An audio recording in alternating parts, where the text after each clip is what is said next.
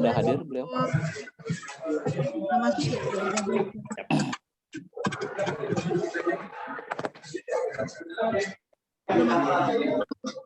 Oh iya betul.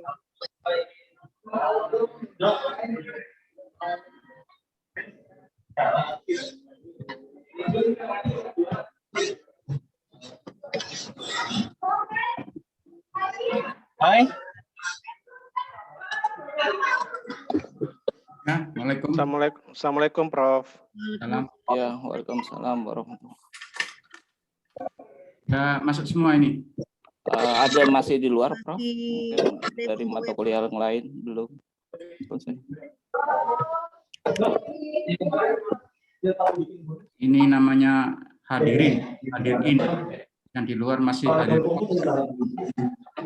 Kan Danu kan MC-nya Danu katanya.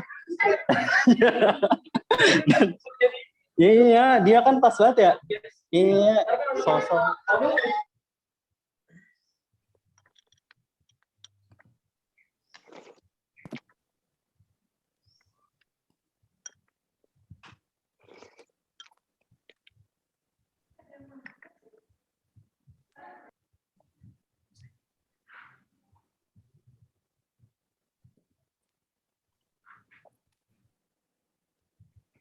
Gimana? Kita mulai saja. Boleh, Prof, silakan. Boleh, silakan, Prof. Sambil menunggu. Jadi ini sudah 8 dari berapa ya, Pak Rudi? Lupa deh. 10, 10 ya, Berapa, Mas? kalau nggak salah. Oke, baik. 12. Lumayan, alhamdulillah. Oke. Bismillahirrahmanirrahim. Assalamualaikum warahmatullahi wabarakatuh. Waalaikumsalam warahmatullahi wabarakatuh. Gimana? Selama seminggu kemarin itu udah ada bayangan kira-kira disertasi saya kayak apa? Ada sampai nggak bisa mikir biasanya gitu. Iya. Di jalan itu. Kalau Lagi habis kebanyakan ide, Prof. kalau habis kuliah terus diem aja ya nggak dapat apa-apa itu. Prof, boleh izin aja, Prof? Gimana? Ya, Prof, terkait metode kuantitatif, Prof. Terkadang kalau kita regresi, Prof, untuk pengaruh, Prof, kan kita butuh justifikasi untuk masalah di depan sebagai tema penelitian kita, Prof. Nah, biasanya justifikasi ini kan sifatnya global. Mungkin let's say misalkan fenomenologi Muslim di Indonesia 70-80%. Nah, tapi mungkin terkait misalkan di bank syariah lah, market share bank syariah sebelum merger ya, dari tahun 90 ke tahun 2018 atau 2017 itu hanya berkisar aja 5%. Pertumbuhannya itu kan nggak terlalu signifikan. Nah itu kita jadikan acuan gitu, misalkan di awal jadi masalah. Nah terus kita ngambil studi kasusnya di wilayah tertentu, misalkan di Tangerang Selatan. Nah, at least mungkin kan si Tangerang Selatan ini mungkin bisa jadi secara kuantifikasi bisa jadi masyarakatnya sebenarnya sudah nabung di bank syariah gitu. Kan kalau yang tadi sifatnya global di seluruh Indonesia, nah kita studi kasusnya di Tangerang Selatan. Nah, terkait penelitian kuantitatifnya itu diperbolehkan nggak, Prof, seperti itu? Jangan sekali-kali menyimpulkan penelitian kuantitatif dari persentase. Persentase itu dalam penelitian kuantitatif itu posisinya masih deskriptif statistik. Oke. Jadi nggak boleh dari persentase itu disimpulkan. Sebelum kita nguji hipotesis. Oke. Jadi itu yang pertama. Yang kedua, masa tingkatan disertasi kok masih regresi itu. Malu nanti pada anak cucu itu. Ya minimal pakai apa gitu ya, analisis jalur ya, PET analisis ya, memang gitu. PET analisis, Prof, rencananya, Prof. Kalau regresi itu kan terlalu rendah gitu kan. Dan tadi yang Anda tanyakan itu lebih ke persentase, deskriptif itu. Deskriptif itu nggak boleh dijadikan dasar untuk penarikan kesimpulan. Karena deskripsi itu fungsinya nanti untuk menganalisis setelah temuannya itu dari hasil uji analisis berdasarkan apa namanya tadi ya, entah pakai korelasi, regresi, tapi jangan pakai itu ya, minimal PET atau SEM gitu ya. Nah itu baru dinamikanya akan rame, dinamikanya itu rame.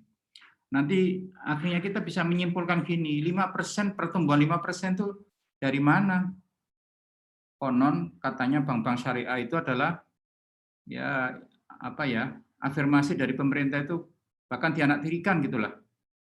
Katanya ini nggak boleh, itu nggak boleh. Kalau invest ini nggak boleh. Tapi kemudian dituntut untuk investasi. Sekarang itu bagian-bagiannya seharusnya menjadi apa ya namanya garapannya bank Islam, bank syariah itu diambil semua. Ada namanya wakaf uang. Ngapain wakaf uang pemerintah ikut campur itu kan? Kalau ikut campur kasihkan aja bank-bank Islam itu. Kira-kira gitu kan. Nah, artinya gini, deskripsi nanti akan bisa membantu Anda dalam menganalisis hasil temuan berdasarkan uji hipotesis. Artinya pertumbuhan 5% itu berangkat dari mana dan regulasi seperti apa, kan gitu kan?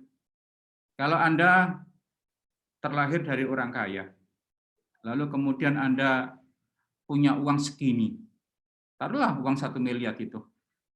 Karena uang dari orang tua itu 1 triliun. Dengan orang yang sama sekali orang tuanya miskin. Lalu dia punya uang nggak boro-boro 1 miliar ya. Dia dapat tabungan 50 juta aja. Nah, 50 jutanya orang yang berangkat dari nol dengan 1 miliarnya yang orang tuanya 1 triliun. Ya masih bagusan tadi. Orang yang nggak punya uang tapi kemudian punya uang 50 juta itu. Nah, persentase itu kira-kira gitu. Hanya membantu analisis, ia berangkat dari mana, begitu. Belum lagi tadi dilihat dari afirmasi, intervensi pemerintah itu juga keperbiakannya juga kurang pada bank Islam itu. Nah, itu ya. Jadi jangan sekali-kali menarik kesimpulan apapun dari hasil deskriptif analitik. Baik kuantitatif maupun kualitatif sama itu.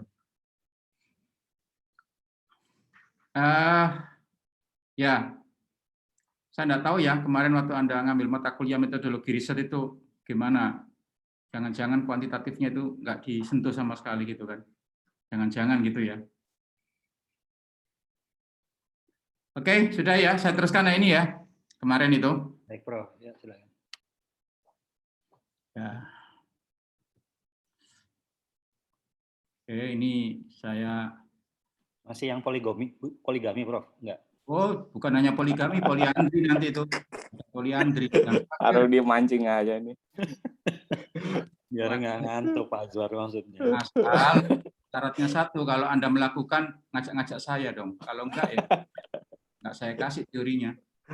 Oh enak itu kan. Kalau sopan santunnya dalam kitab Ta'limul Muta'alim itu santri itu enggak boleh mendahului keinginan kiainya, itu enggak boleh.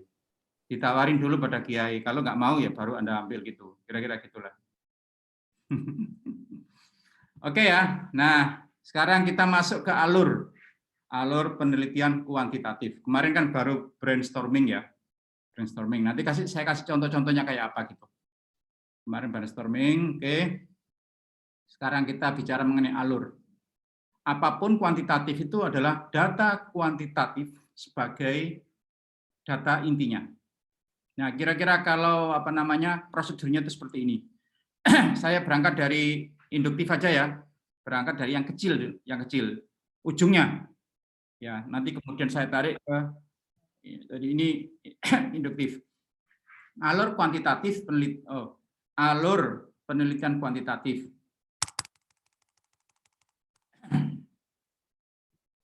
Ya. Nah, kira-kira ini mata rantainya. Ya. Pertama yang paling Anda pegang nanti ya ini, skor yang paling atas ini, skor sabar. Ya, skor sabar itu adalah misalnya ya responden pertama.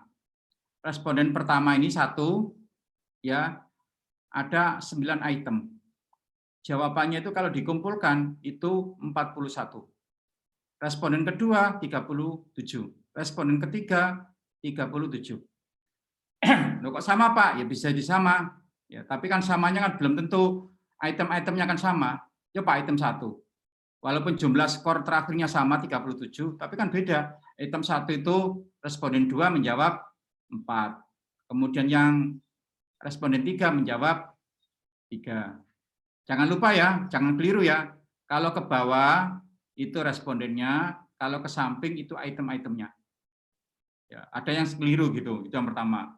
Terus ingat ya, ketika Anda menyebar angket, jangan sampai Anda kasih nama.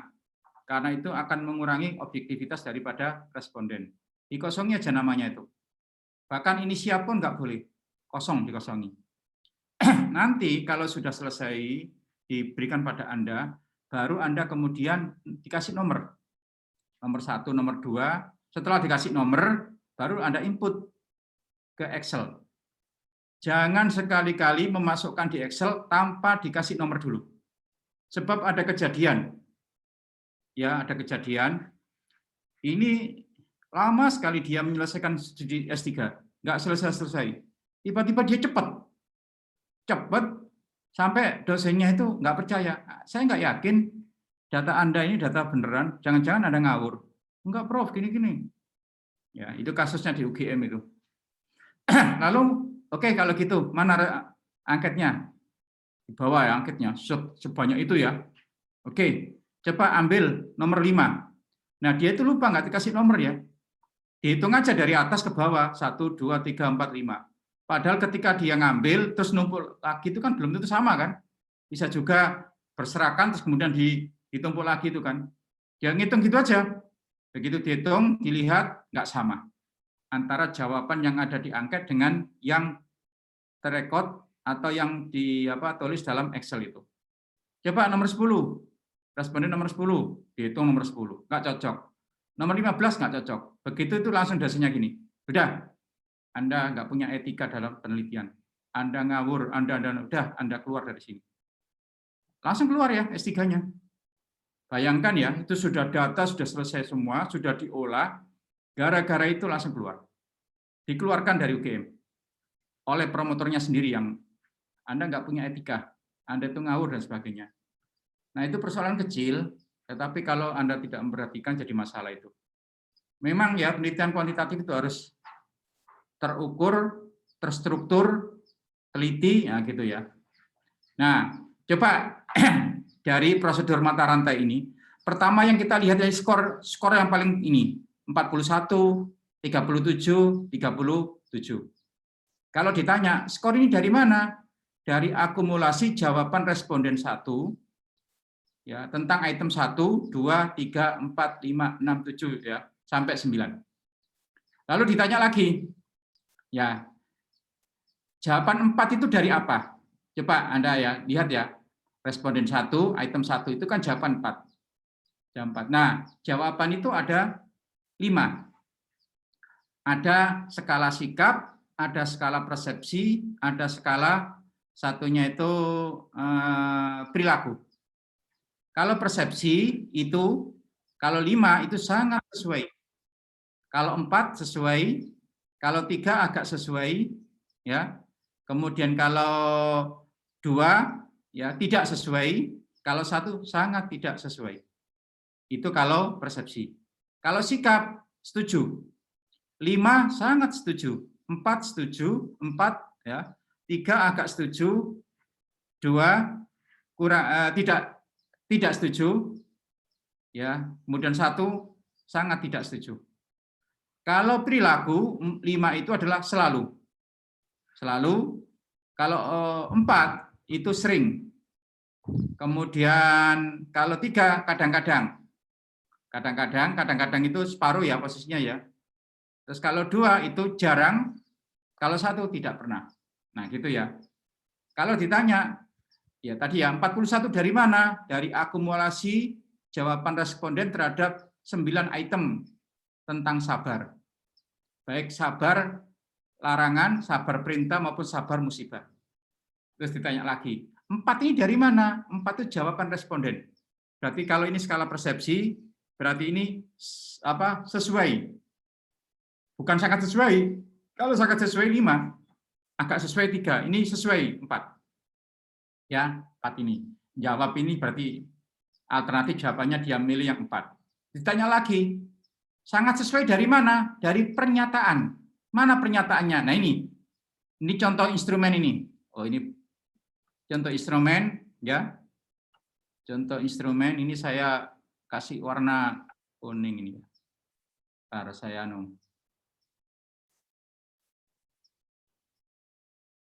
Nah, gitu ya. Coba nomor 4 ini, angka 4 itu hasil jawaban dari tadi. Sesuai. Sesuai dari pernyataan apa? Pernyataan ini, yang pertama ini. Ini ada nomor 1 ini ya. Contoh instrumen. Saya mengutamakan orang tua dalam antrian. Saya mengutamakan orang tua dalam artian. Pertanyaannya, ini instrumen ini, skala ini, pernyataan ini dari mana sumbernya? Nah, di sini di akhir itu ada kode angka 1. Coba lihat dalam kotak ini. Ternyata di kotak ini ada angka 1, ada skala, ada favorable. Nah, ini ada nomor 1 ini. Berarti ya, contoh instrumen saya mengutamakan orang tua dalam antrian. Itu adalah mengukur instrumen nomor 1. Nomor 1 itu posisinya di favorable, pernyataan positif. Kalau unfavorable, pernyataan negatif. Nomor 1 itu ngukur apa, Pak? Ngukur indikator. Indikator apa? Menahan diri akan egosentris. Nah, indikator ini dari mana, Pak? Mengukur aspek. Aspek apa? Sabar dari musibah. Sabar dari musibah itu ngukur apa, Pak? Ngukur sabar itu sendiri. Ternyata sabar, tepat di bawah ini. Sabar itu adalah pengertiannya kemampuan mengendalikan diri dari musibah sembari memperbaiki diri dengan menjalankan perintah dan menjauhi larangan. Itu pengertiannya ya. Lalu aspek sabar itu ada 3. Sabar dari musibah, sabar tinggalkan larangan, dan sabar jalankan perintah. Lalu coba Anda perhatikan ini. Ya, sabar dari musibah menjadi aspek 1. Kemudian sabar dari larangan aspek 2. Perintah aspek 3. Nah, ternyata penjelasannya, nah nanti bagaimana cara menjelaskan itu nanti akan saya sampaikan.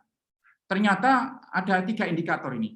Mungkin Anda bisa menemukan 10 indikator, nggak apa-apa, dari hasil bacaan Anda. Tapi di sini hanya 3 saja.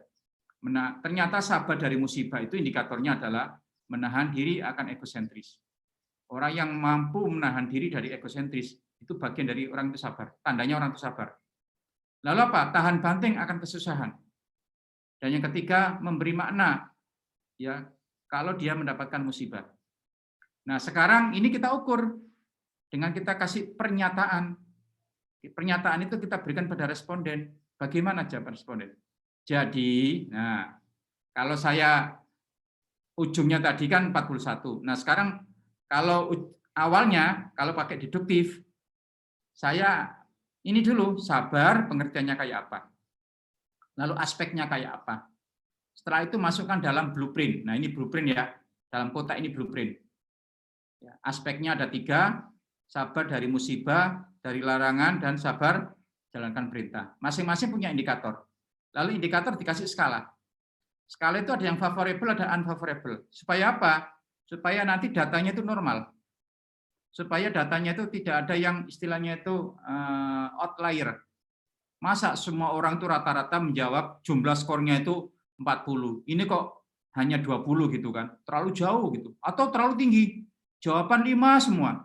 Atau jawaban 1 semua. Berarti ada masalah orang ini kan. Nah gitu. Makanya dikasih unfavorable. Jangan-jangan ketika itu tidak dibaca. Sore-sore, tanggal tua, udah pusing-pusing, tiba-tiba Anda kasih angket. Angketnya banyak lagi. Sudah tidak dikasih apa-apa, disuruh ngisi angket. Kata orang itu, kalau enggak, ya enggak enak. Kalau akhirnya apa? Dibawa angketnya. Lalu apa? Yang paling ujung, disilang semua. Nah, coba kalau Anda menemukan angket seperti itu, buang aja itu. Itu nanti bikin masalah itu. Ya. Ingat, saya tidak menyuruh Anda untuk memanipulasi data. Tidak menyuruh Anda untuk memodifikasi atau mengubah data. Itu haram mughaladzah itu. Haram sudah mughaladzah lagi itu. Yang diperbolehkan adalah cleansing data. Apa itu? Kalau sudah ketahuan respondennya itu kayak seperti bermasalah, nggak usah diikutkan itu. Bakalan jadi outlier datanya itu. Dan nanti akan ngaco. Ya, makanya dikasih unfavorable. Masa unfavorable itu, unfavorable kan pernyataan terbalik. Ya, contohnya ini. Coba yang gitu ya. Yang nomor 2 itu kan unfavorable ya. Nomor 2 itu kan unfavorable. Di dalam kotak itu kan ada unfavorable ya. Contoh ya, nomor 2 itu mengukur menahan diri akan egosentris. Mengukur aspek sabar dari musibah. Tapi unfavorable, maka apa? Kebalikannya. Instrumennya seperti ini. Saya menuntut perlakuan istimewa ketika mengurus KTP. Berarti dia egosentris. Berarti dia tidak sabar. Kalau favorable, saya tetap menunggu antrian. Sekalipun saya memiliki jabatan tinggi. Nah, misalnya gitu kan. Nah, itu favorable. Berarti menunjukkan dia itu adalah tidak egosentris dan dia adalah orang yang sabar. Tapi kalau unfavorable, saya menuntut perlakuan istimewa ketika mengurus KTP. Kalau dia sangat sesuai, justru nilainya 1. Kalau favorable sangat sesuai kan nilainya 5 kan, tapi ini terbalik jadinya. Nah, gitu. Makanya tujuannya unfavorable itu supaya kita bisa tahu meng-cleansing data. Kira-kira ya responden yang kita kasih angket itu betul-betul isi dengan baik apa tidak. Ada yang bilang gini, udahlah Pak, nggak usah Pak unfavorable Pak, agak repot juga, favorable semua. Boleh ya, tapi di dalamnya dikasih jebakan soal. Ada jebakan soalnya itu. Apa itu? Ya, soalnya itu gini, pernyataannya gini, misalnya, ibuku benar-benar seorang laki-laki tulen gitu. Kalau dia jawabnya sangat sesuai, buang aja itu ya. Berarti dia tidak baca itu. Nah, gitu. Itu untuk supaya ya namanya alat itu harus benar ya, dan harus kita berikan pada semua yang benar. Kalau salah ya salah semua alatnya, ya. Nanti ada kalibrasi. Ibaratnya Anda punya emas, ya timbangannya harus timbangan emas, jangan timbangan ikan nila ya. Atau sebaliknya kalau Anda jualan ikan nila, jangan sampai timbangan emas, akan cocok. Pokoknya semua itu harus persiapkan seluruhnya dengan baik. Nah, kira-kira gitu. Sehingga ini ya kalau mata rantai ini, kalau Anda mulai dari awal, berarti Anda harus menentukan variabel dulu. Apa variabel itu? Sabar. Lalu Anda cari sabar itu kayak apa. Setelah itu Anda simpulkan sabar pengertiannya, lalu aspeknya sabar, lalu masukkan blueprint, masukkan kisi-kisi dalam kotak ini ya, kotak yang di tengah-tengah ini. Nomor, aspek itu bukan kita yang ngawur, bukan, dari teori. Dari teori, nanti akan saya sampaikan prosedurnya kayak apa. Lalu indikatornya dari mana? Apakah kita bikin sendiri? Tidak. Ini juga dari teori yang sudah ada. Ingat, penelitian kuantitatif itu menguji teori. Kalau penelitian kualitatif, membuat teori. Nah, kira-kira gitu. Lalu kita bikin nomor-nomor skala ini. Ketepatan ini kita bikin 9 ya. Ketepatan indikator 1, ada 2 pernyataan. 1 favorable, 1 unfavorable. Jumlahnya 2. Nah, gitu kan. Kemudian indikator nomor 2, tahan banting akan kesusahan itu nomor 3. Ini ketepatan hanya satu saja itemnya. Dan seterusnya ya, sampai semua jumlahnya 9. Yang unfavorable 2, yang favorable 7 gitu ya. Lalu ini apa? Kita bikin instrumen. Nah, ya, biasanya inilah kesulitan mahasiswa itu. Ya akan jadi masalah ketika bikin instrumen. Karena kita mengungkap instrumen itu agak sulit ya, membahasakan instrumen itu agak sulit. Maka saya sarankan, jika Anda sudah pada tahap ini, jangan Anda bikin sendiri. Undanglah teman-teman Anda itu. Undang, difasilitasi di hotel mana gitu kan yang bagus. Sekalian kalau ada tukang pijetnya dan sebagainya gitu, makannya juga pokoknya semua serba lah. Nah, baru diskusikan. Kalau banyak orang untuk bikin instrumen itu cepat sekali. Tapi kalau Anda sendiri itu waduh kadang-kadang itu membuat ini salah gitu kan. Coba kalau 5 aja orang itu. Masing-masing semuanya itu adalah penelitian kuantitatif. Gabungan tiap hari gantian. Hari pertama si A yang dibahas instrumennya, bikin bersama gitu kan. Hari kedua si B dan si C gitu kan, cepat itu. Nah justru ini biasanya kalau instrumen itu sudah dapat, sudah penelitian kuantitatif sudah gampang. Kalau ngasih ke responden apa itu gampang gitu nanti. Yang tahapan krusial ya ini ketika kita membuat membuat instrumen ini. Nah kalau instrumen sudah oke, ya rapi, disebar. Nah disebar, nah nanti ya ada uji validitas, uji reliabilitas, kemudian kita melihat deskripsi daripada data itu sendiri, termasuk mana yang tinggi sedang rendahnya, termasuk nanti ya uji normalitasnya, normal apa tidak datanya itu. Ya, multicore linearitas apa tidak, dan seterusnya, dan seterusnya. Tapi ya sekarang ini agak beda dengan dulu. Kalau dulu itu kita pakai manual, maka wajib pakai uji persyaratan. Ada uji homogenitas, uji normalitas, multicore linearitas, dan seterusnya, dan seterusnya. Banyak itu ya uji persyaratan itu. Kalau tidak memenuhi persyaratan ini, maka dia tidak boleh menggunakan ini. Kira-kira gitu. Nah sekarang itu zaman sudah canggih ya. SPSS itu baik hati, tidak sombong, dan banyak membantu kita itu. Artinya apa? Begitu masuk dan dia mau ngeran, itu artinya sudah asumsinya semua nggak ada masalah. Kadang-kadang kalau Anda ngawur itu ya, angka-angka itu kemudian Anda ganti huruf gitu ya, nanti dia nggak mau.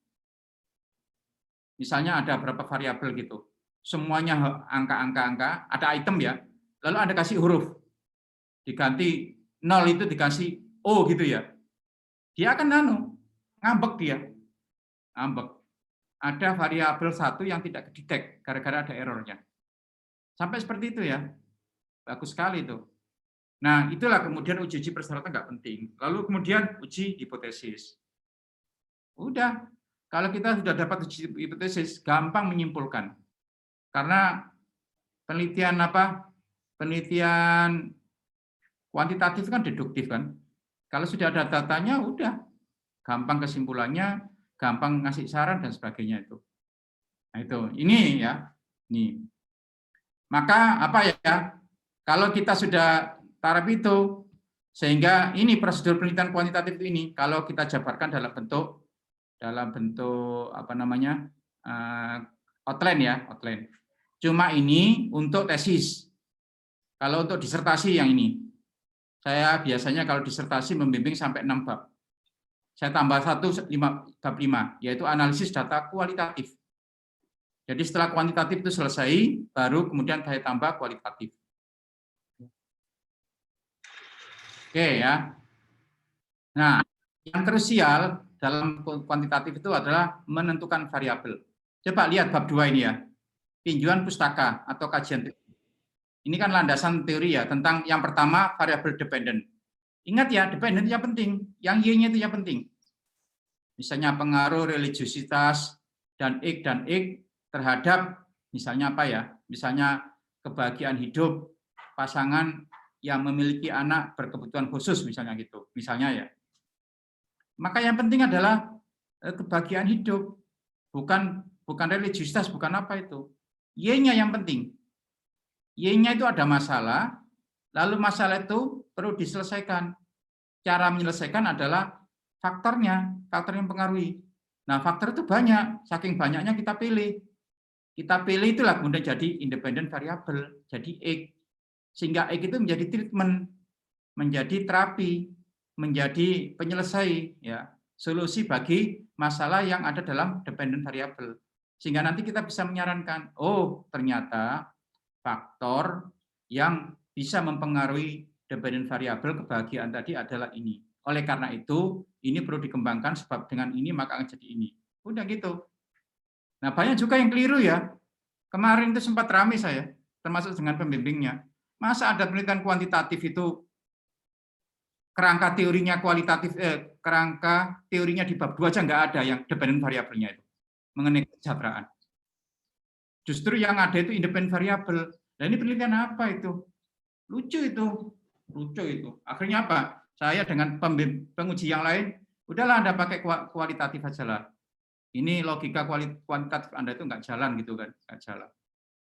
Nah, gitu. Jadi yang penting itu dependent variable. Itu nggak boleh berubah. Kalau itu berubah semua. Kalau independent variable itu gampang nanti ditambah-tambah dengan faktor-faktor yang lain. Nanti akan saya kasih tipnya ya. Bagaimana ingin menambah independent variable. Pak, variabel saya masih sedikit, Pak. Berapa? Masih 10, Pak. 10 independent variabelnya, gampang nanti. Saya tambah 20 juga gampang. Wah, kok repot, Pak? Jangan repot. Ya. Jangan repot. Gampang, udah ada software sekarang yang canggih-canggih kok. Nanti akan bantu kita itu. Nah, kira-kira itu ya. Jadi pertama ini kita harus membicarakan variabel dulu. Kalau variabelnya sudah oke, lalu kita bagaimana mendesain variabel itu. Saya sarankan ya, variabel ya Anda itu kan di UIN, harus ada Islamnya, wajib. Ya wajib. Bisa jadi variabelnya itu variabel keislaman langsung. Misalnya religiusitas Islam, spiritualitas Islam, jelas itu, jelas ya. Atau Anda menggunakan kalau happiness, kebahagiaan, justru happiness ala Al-Ghazali. Al-Ghazali kan pernah nulis ya buku mengenai kimia sa'adah ya, kimia kebahagiaan gitu ya. Nah gitu. Atau Anda pakai teori-teori umum, tetapi Anda islamisasi. Anda islamisasi itu. Disitulah kekuatan kita itu. Apa itu misalnya? Misalnya Anda, apa contohnya ya? Kepuasan kerja misalnya. Kepuasan kerja gitu. Ya Anda jangan sekedar kepuasan kerja yang lain. Islam juga masuk. Contoh, menurut teori ekspektasi, harapan, orang yang puas adalah orang yang mendapatkan gaji sama atau lebih besar daripada kenyataannya mendapatkan gaji sama atau lebih besar daripada harapannya. Tapi kalau kenyataannya lebih rendah daripada harapan, maka dia tidak puas. Itu contoh ya. Kalau teori diskrepensi ya, pembedaan. Misalnya gini, ada orang yang sama, pendidikannya, masa kerjanya sama, tapi gajinya dia lebih besar.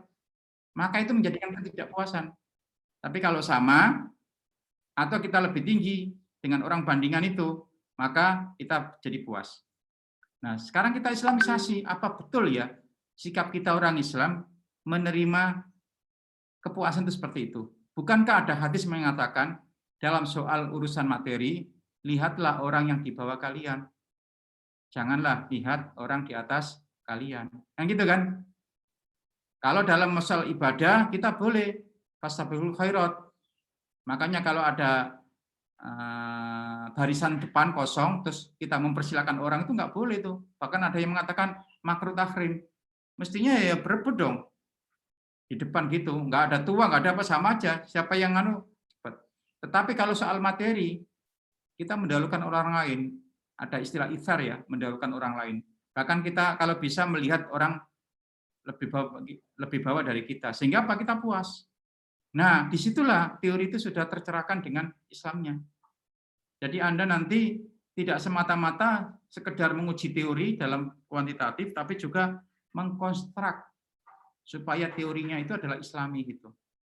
Kalau nggak gitu ya apa bedanya Anda dengan di UI itu ya, di UNJ dan di mana itu nggak ada bedanya.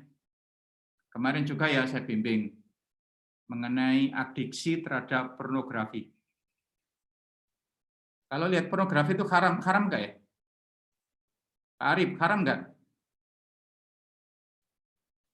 Mendekati zina, Prof. Mungkin hadis yang Al-Quran mendekati zina ya. Jadi bisa disimpulkan haramnya di situ. Nggak boleh ya?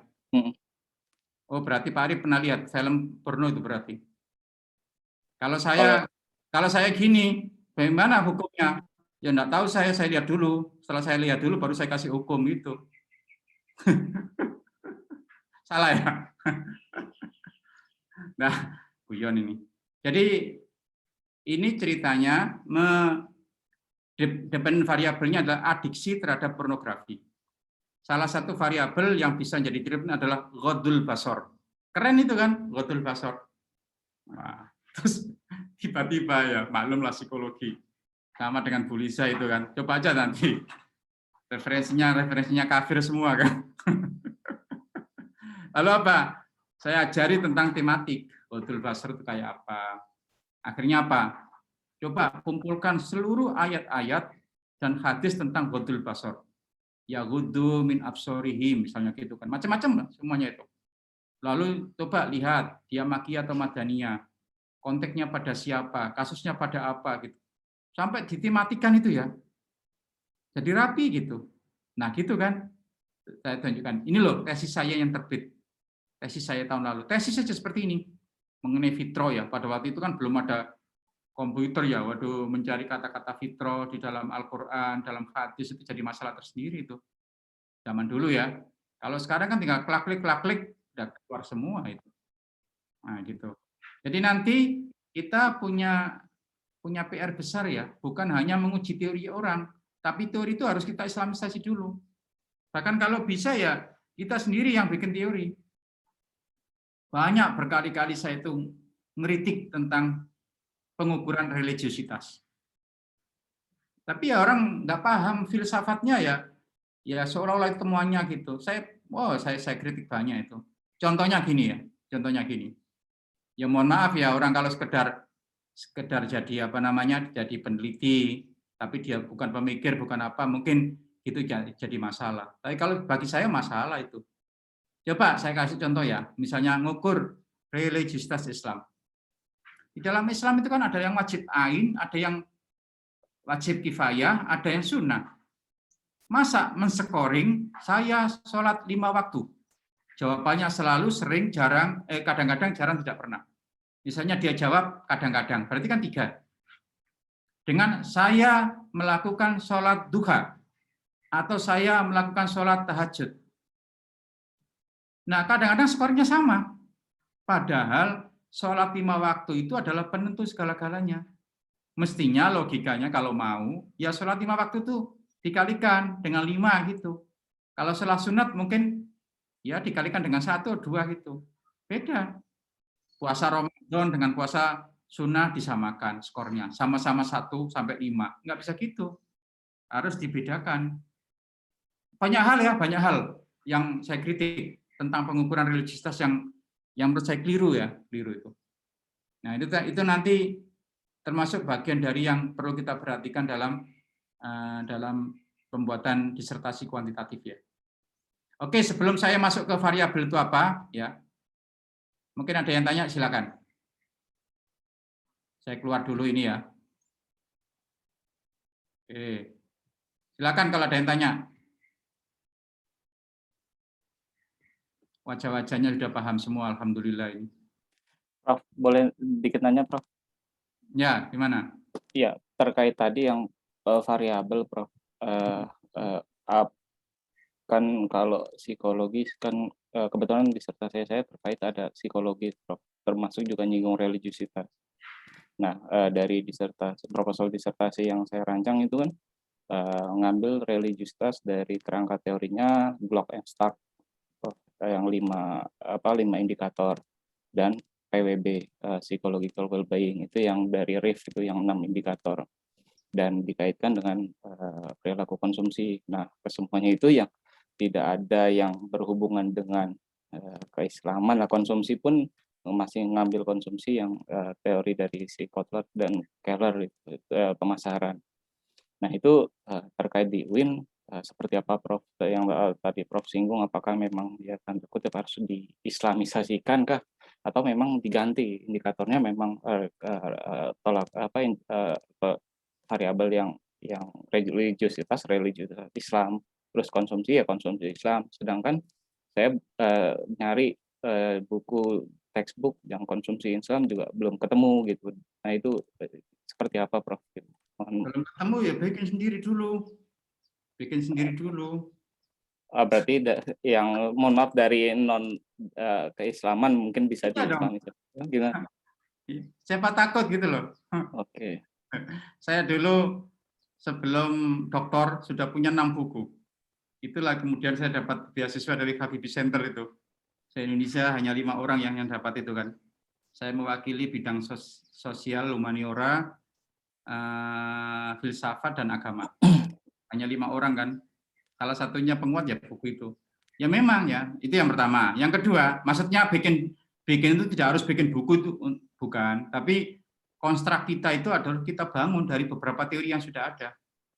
Bukannya kita dari nol gitu. Ada ya kemarin kuliah dengan saya mahasiswa itu. Saking semangatnya itu, semua buku itu salah gitu ya.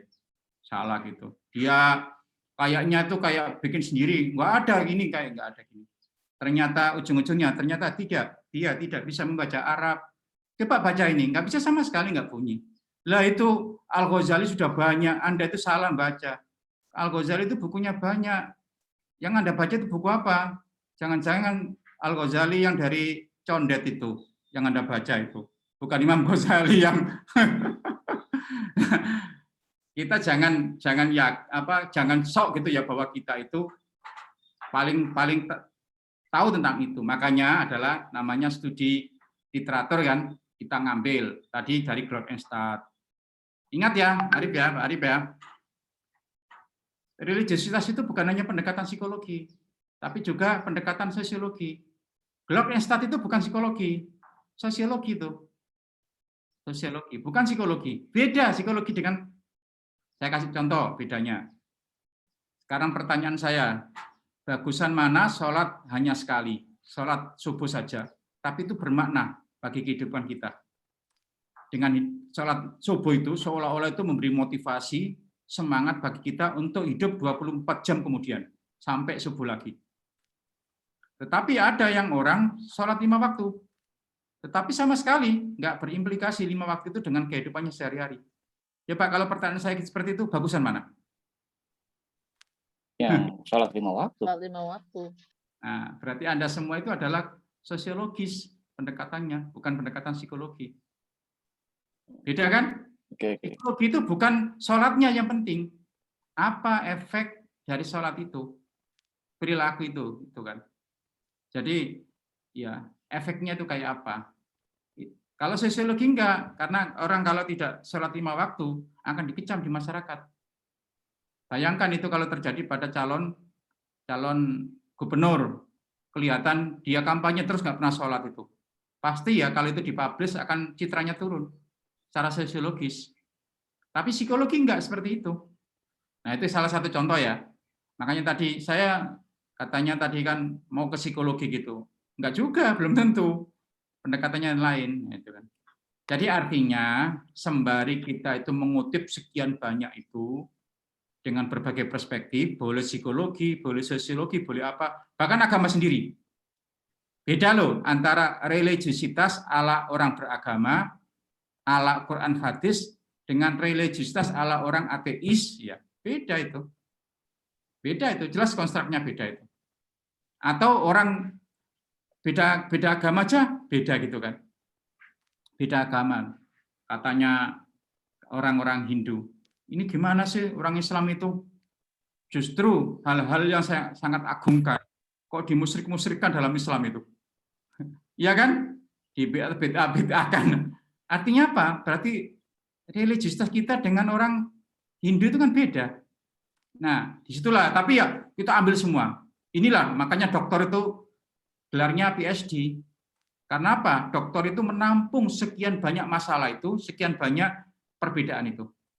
Dari situlah kemudian Anda, karena apapun kita ini di Islamic Study, Islamic Study-nya itu sebagai kerangka berpikirnya ya, framework kita dalam menentukan satu variabel ya. Itu yang kemudian kita kritisi, kita kurangi, kita tambah, dan seterusnya, akhirnya kita punya desain tersendiri. Ya, religiositas ala Arif Budianto, nah, gitu. Keren itu jadinya. Kira-kira seperti itu nanti anunya itu. Endingnya itu seperti itu. Kalau hanya sama-sama saja itu ya paling tidak ginilah, dari sekian variabel itu satu minimal lah yang Anda desain yang betul-betul itu ori dari Anda itu. Saya kira itu satu sumbangsi yang luar biasa itu. Kira-kira gitu ya. Ada lagi? Ada, Prof. Prof. Silakan. Izin. Jadi rencana disertasi saya itu tujuan akhirnya saya mau membuat sebuah formula gitu, formula. Jadi kalau menjadi YouTuber tuh yang memiliki sisi dakwah tuh harus gimana sih gitu. Nah, tapi saya bingungnya begini kan maunya saya mixed method, Prof. Saya juga mau melihat perilaku penonton Indonesia gitu. Dalam mereka melihat tayangan atau channel YouTube, apa sih yang mereka pikirin? Pernah nggak sih mereka tuh mikirin ini ada sisi dakwahnya nggak sih gitu? Nah, jadi kalau kayak begitu dependent dan independent variabelnya gimana, Prof? Jangan saya suruh jawab gitu. Ya. Nanti yang mikir itu. Oh, enak. Maaf. Nah, saya jelaskan dulu aja kalau gitu. Saya jelaskan. Ya, sebetulnya ini urusan urusan metodologi riset ya. Saya ini langsung ke data langsung gitu ya. Tapi saya khawatir itu, ini Anda merumuskan judul aja masih bingung itu tadi. Ini makanya kalau gitu ya saya nggak harus nggak harus nyampaikan variabel dulu, mulai dari masalah dulu. Ya, coba saya tunjukkan ya. Kalau gitu, saya maunya hari ini tuh variabel itu apa, jenis-jenisnya apa, terus contoh bagaimana mengkonstruk variabel itu kayak apa yang berbau keislaman itu. Ini jualan saya sering keluar ke kota itu jualan saya. Pendekatan kuantitatif dalam studi keislaman itu. Nah, kalau gitu sekilas saja ya saya sampaikan ini mengenai masalah ya.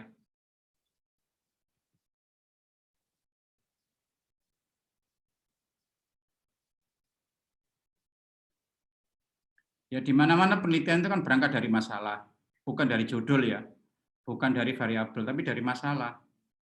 Cuma kalau itu dilakukan, sampai kapanpun Anda akan kesulitan. Menemukan masalah aja sulit. Atau sudah menemukan masalah, tapi tidak bisa merumuskan, kayak tadi itu. Dalam sebuah judul gitu kan. Nah gitu. Terus gimana? Kalau saya kok gini, baca aja yang banyak, nanti kecenderungannya kayak apa, kita tentukan dulu variabelnya. Dari situlah kemudian kita bikin judul. Lalu baru kita permasalahkan berikutnya. Ini salah, tapi itulah yang termudah. Jadi nanti itu aja, tentukan judulnya. Artinya kalau Anda sudah tentukan judul itu sudah sekian literaturnya sudah Anda baca, kira-kira gitu. Dan kemungkinan kayak apa itu sudah Anda prediksi. Baru kita cari masalah. Cari masalahnya. Pak, sudah saya dapat judul, Pak. Kok saya nggak menemukan masalahnya, Pak? Gampang, tenang. Nanti saya transfer dari rumah saya. Tetangga saya itu penuh dengan masalah itu. Nanti saya minta sedikit masalahnya itu. Saya kasihkan pada Anda itu. Biar nggak ada masalah semua. Kelihatan nggak ini?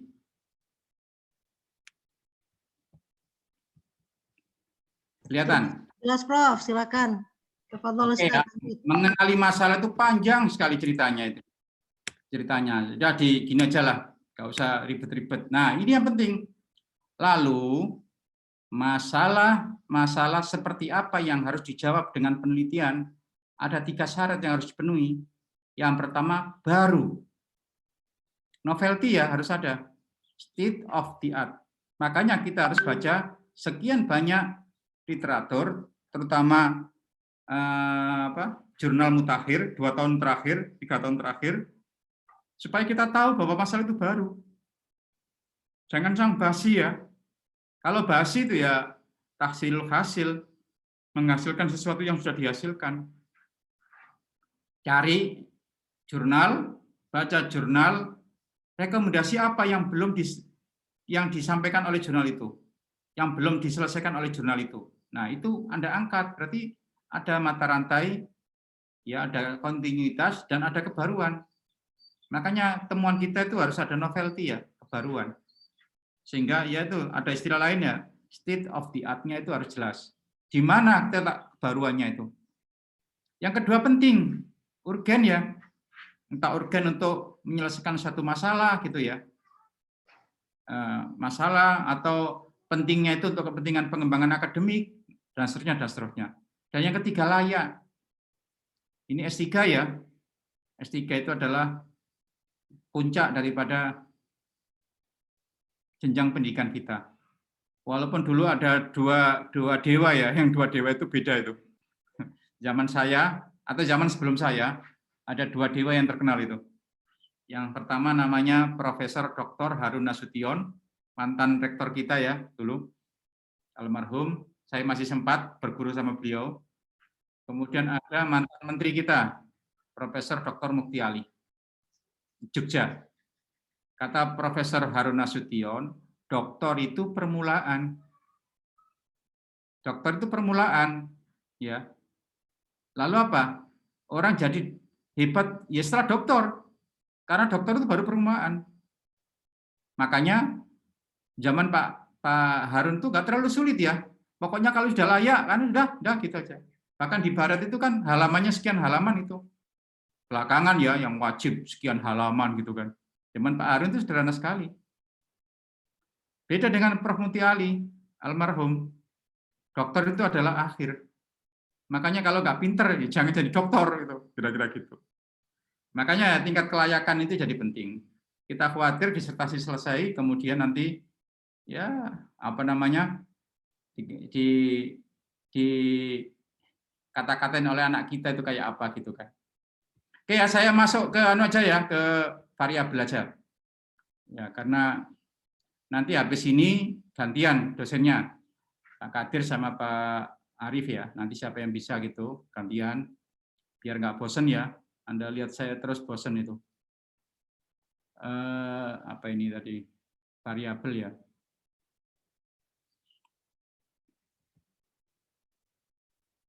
Oke, sekilas saja ini.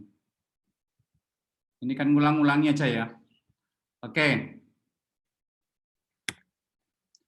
Variabel adalah objek penelitian atau apa yang menjadi fokus dalam penelitian atau variasi dari objek penelitian atau konsep ya yang memiliki nilai bervariasi. Variabel itu ada dependent ya sering dilambangkan Y yaitu variabel yang dipengaruhi. Ada independent X mempengaruhi. Ada intervening. Intervening itu ada dua, ada moderator, ada mediator. Kalau moderator bisa iya, bisa tidak. Kalau mediator harus di tengah-tengah, harus ada. Oke, kira-kira gitu ya. Nah, coba kita lihat ini. Kalau variabel dependent itu terikat, dipengaruhi. Variabel yang dipengaruhi karena menjadi akibat. Lazimnya dilambangkan dengan Y. Sehingga variabel ini merupakan hasil. Jangan sampai ya judul Anda itu gini, pengaruh bla bla bla bla terhadap motivasi belajar. Atau motivasi apa namanya itu menabung di bank syariah. Enggak boleh itu. Karena apa? Motivasi itu bukan hasil. Motivasi itu proses. Proses itu maksudnya gini, kalau orang punya motivasi akan jadi apa? Kira-kira gitu. Tapi kalau hasil itu apa? Misalnya kebahagiaan itu hasil. Ya, yang positif ya, kebahagiaan, kepuasan, misalnya gitu ya. Keputusan untuk iya tidak itu juga hasil. Yang jelek-jelek apa? Yang jelek-jelek turnover, perpindahan dari satu tempat pekerjaan ke tempat lain, stres kerja itu juga bisa menjadi apa namanya itu variabel Y yang negatif. Variabel independen adalah variabel yang mempengaruhi atau sering disebut dengan variabel bebas ya, yang menjadi sebab. Lazimnya dilambangkan dengan X. Variabel ini merupakan proses. Nah, kira-kira gambarnya seperti ini. Ingat, di sini ada panah. Begitu Anda nyebut Y dan X, maka di situ ada tanda panah. Jadi pengaruh independen terhadap variabel dependent. Nah, kira-kira contoh gini ya. Pengaruh sabar terhadap kepuasan hidup misalnya, atau kepuasan pernikahan. Nah, pengaruh sabar terhadap kepuasan pernikahan. Itu kalau X-nya 1. Kalau X-nya 2, pengaruh sabar dan syukur terhadap kepuasan pernikahan. Kok sayang sekali ya gini ya. Dikembangkan lagi ya. Ternyata kepuasan itu dibagi 2. Ada kepuasan fisik, ada kepuasan psikis. Penting mana ya pernikahan itu kepuasan fisik dengan psikis? Penting mana? Kayaknya pakarnya ini wajah-wajahnya Mas Sunaryanto ini. Pakar. Penting mana kepuasan pernikahan fisik dengan psikis? Psikis, Prof. Psikis. Keduanya, Prof. Dua-duanya, Ya Prof. kan ditanya pilih yang mana. Kalau tanya dua-duanya berarti nggak dipilih. Yang pilih satu ya psikis, Prof. Dulu waktu milih istri itu cantik dulu atau baik dulu? Baik, Prof. Ah, nggak yakin. Ah, nggak yakin saya juga, Istri Prof. saya nggak terlalu cantik, Prof. Biasa, Prof. Tapi baik, Prof. Insya Allah.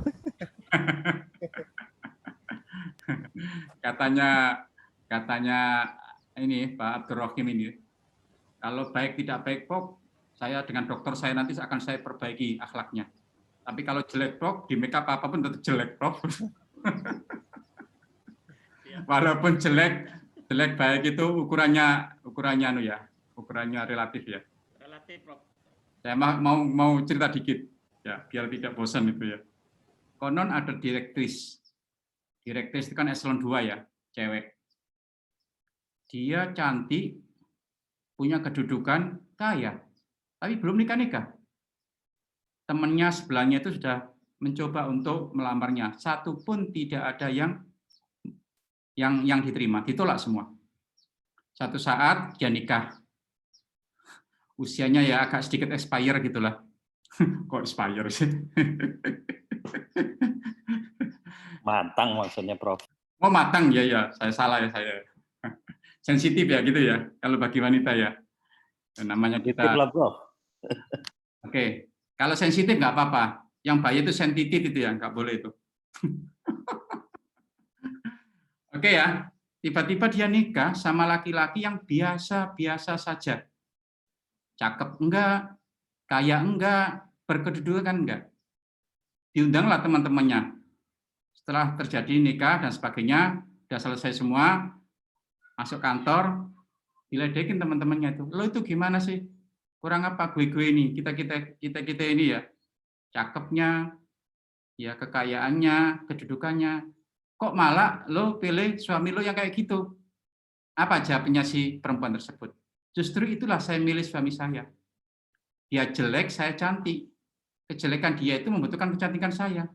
Kalau kamu cakep, melihat saya, apa yang kamu butuhkan pada diri saya? Yang kedua, justru itu, dia miskin, saya kaya. Kemiskinan dia itu membutuhkan kekayaan saya. Kalau kamu kaya, apa yang kamu butuhkan pada diri saya? Justru itu, dia tidak punya kedudukan, saya punya kedudukan. Tidak punya kedudukan dia itu membutuhkan kedudukan saya. Kalau kamu yang punya kedudukan, apa yang kamu butuhkan pada diri saya? Dia punya segala-galanya yang kamu semua tidak memilikinya. Artinya Pak Arif, kalau kita mau menggait cewek, janganlah gombal-gombal, ngebosin apa itu. Pura-pura miskin, pura-pura jelek, itu insya Allah lah kita akan dikasihani. Itu respondennya berapa, Prof? Itu? Loh, kualitatif itu jangan berapa, salah. Kualitatif itu adalah yang penting mutunya. Quality time ya, Prof. Iya, jadi oke ya. Jadi ngomong gitu gimana ceritanya tadi? Oke ya, kepuasan pernikahan ternyata bagi dua. Sayang ya, misalnya Anda temukan, ternyata sabar syukur itu mempengaruhi kepuasan. Terus Anda nanya, ini kepuasan yang mana ya? Padahal datanya kan sudah ada. Ya, alangkah lebih baiknya jika mulai dari awal kita pecah datanya. Y-nya itu jadi dua. Apa itu? Kepuasan fisik pernikahan dan kepuasan psikis pernikahan. Toh, ngitung-ngitungnya juga sama. Instrumennya juga sama. Cuma kita pecah aja jadi dua. Paham itu ya? Sebab kalau hanya kepuasan pernikahan saja, nanti kita sulit merekomendasikan secara detail. Karena apa? Kita tidak tahu kebahagiaan yang mana, yang fisik. Dan nanti bisa kita uji. Uji gini, misalnya gini. Dilihat dari jenis kelamin. Kepuasan itu bagi perempuan itu lebih fisik atau psikis. Bagi seorang laki-laki, kepuasan itu dari fisik atau psikis. Nanti bisa kita uji juga gitu. Oke, dari segi suku bangsa. Ada orang Jawa, Sunda, ya, ada Batak, ada macam-macam ya itu ya. Orang Jawa lebih suka kepuasan fisik atau psikis. Wah, itu bisa panjang ya lebar, itu panjang lebar intinya lah. Itu yang salah satu contoh ya. Contoh yang lain, sabar itu kan ada 3 tadi kan. Syukur juga ada 3. Coba kita lihat ini. slide berikutnya ini. Kalau kita hanya gini aja, sabar seperti apa ya yang bisa menyelesaikan, bisa mendatangkan kepuasan pernikahan? Ya udahlah, saya sabar. Biarlah sekarang istri saya jelek, saya sabar. Dengan sabar itu saya dapat pahala, nanti di akhirat saya akan dapat bidadari. Yang bidadari itu cantiknya mala ainun ro'at, mata belum pernah melihat. Wala udhunun sami'at, dan telinga belum pernah mendengarkan kecantikannya. Bahkan hati pun tidak pernah terlintas. Nah, gitu kan. Jadi kan kita itu logika sabar itu, tapi sabar seperti apa? Kan sabar ada 3 kan. Nah, baru kemudian kita pecah. Kalau kita pecah itu semakin keren ya, seperti ini. Nah, gini. Yang ini pengaruh sabar terhadap musibah, sabar menjalankan perintah, sabar menjauhi larangan, syukur dengan ucapan alhamdulillah, terima kasih gitu ya. Syukur dengan hati. Ya, dengan hati itu apa? Merasa banyak apapun yang dikasih. Sekalipun itu sedikit. Dan merasa sedikit kalau ngasih. Walaupun itu banyak. Itu hati. Terus dengan perbuatan. Syukur dengan perbuatan. Apa? Menggunakan apa yang dikasih itu untuk yang sesungguhnya. Bayangkan ya, bayangkan. Kita ini dalam ruangan ini, anggap aja kita dalam kelas itu. Tiba-tiba kita itu kena AC dan sebagainya. Kita ini semuanya apa namanya? Lagi haus. Lalu kita, siapa ya yang bersedia untuk membelikan aqua ya? Adalah yang ngasih aqua gitu. Ngasih uang, beli aqua, lalu datanglah aqua ke kelas. Tiba-tiba tidak ada minum, tapi Anda buat cuci tangan gitu ya, ngelap-ngelap gitu. Saya yakin siapapun orang yang ngasih itu akan marah itu. Karena dia dikasih tidak digunakan sebagaimana mestinya itu. Nah, dengan dipecah-pecah ini, nanti kita akan tahu sabar seperti apa sih yang mendekat, yang bisa menciptakan kebahagiaan dalam dalam pernikahan itu, atau kepuasan pernikahan itu. Syukur seperti apa sih? Ya, yang apa? Yang bisa gitu. Nah, Pak, apa nanti nggak ribet, Pak? Enggak, jangan khawatir tentang kuantitatif. Sama aja itu kok, sama aja. Sama aja itu. Jadi dinamika jadi ruwet nanti, jadi bagus, enak gitu. Dengan data yang sama, tinggal kita klak-klak di SPSS akan jadi itu. Oke, ini contoh ya. Nah, ini kalau kausalitas, ada sebab, ada akibat. Tetapi ada variabel itu tidak kausalitas. Contohnya apa? Contohnya ini. Ya. Ini ya, kalau tidak kausalitas disebut korelasi atau hubungan. Tapi kalau kausalitas, pengaruh. Makanya tadi ada panahnya, ini nggak ada panahnya. Contoh misalnya, yang tarbiyah ya. Yang tarbiyah angkat tangan. Coba yang tarbiyah angkat tangan. Nggak ada tarbiyah di sini. Nah, nggak ada ya. Yang ekonomi angkat tangan. Ekonomi. Ya, oke. Kalau ekonomi, Pak Arif misalnya, apa namanya itu, kualitas layanan. Ya, kualitas layanan itu ada 5 aspek. Iya, indikator. Ingat nggak 5 aspek itu? Tera, Prof. Tangible, Tera, tangible, empati, reliable, responsif, sama assurance. Assurance, jaminan. Ya, oke ya, 5 ya. Nah, itu kan satu level ya.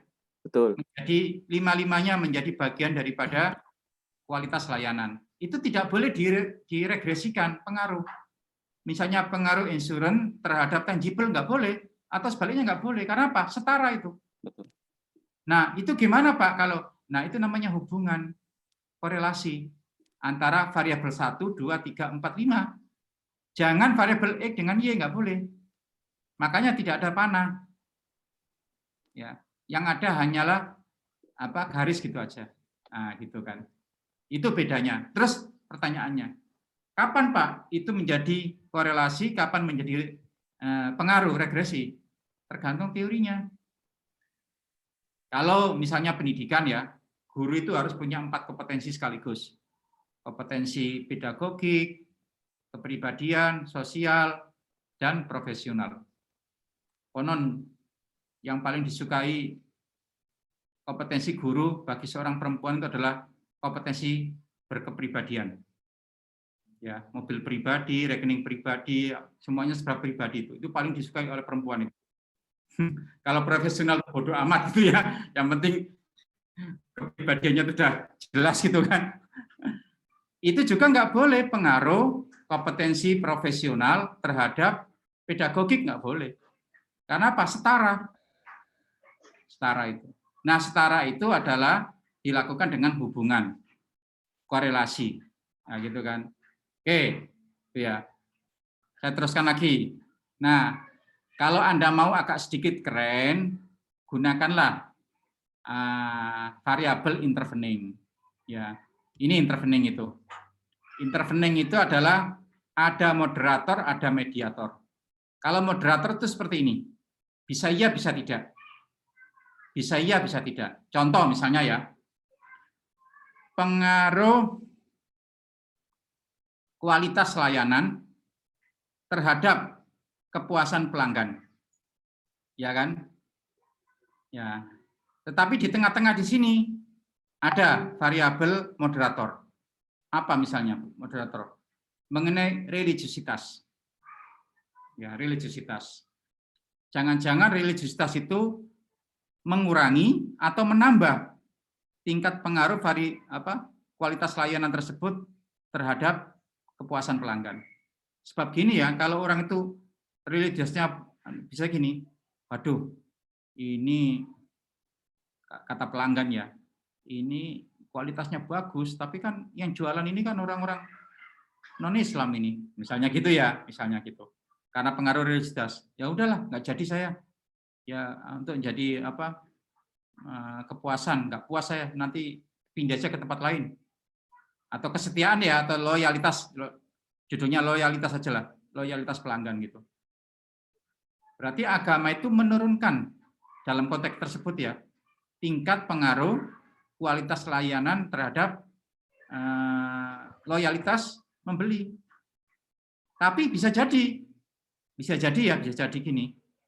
Oh, kualitas layanan biasa-biasa saja, tapi dia kasihan ya, yang jualan ini kan anak yatim, pesantren ini kan. Ya udahlah, pokoknya saya nanti akan loyal beli di sini terus.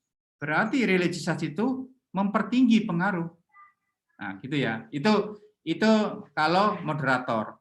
Tapi kalau mediator langsung, nah seperti ini. Pengaruh penghasilan terhadap harapan hidup melalui gaya hidup.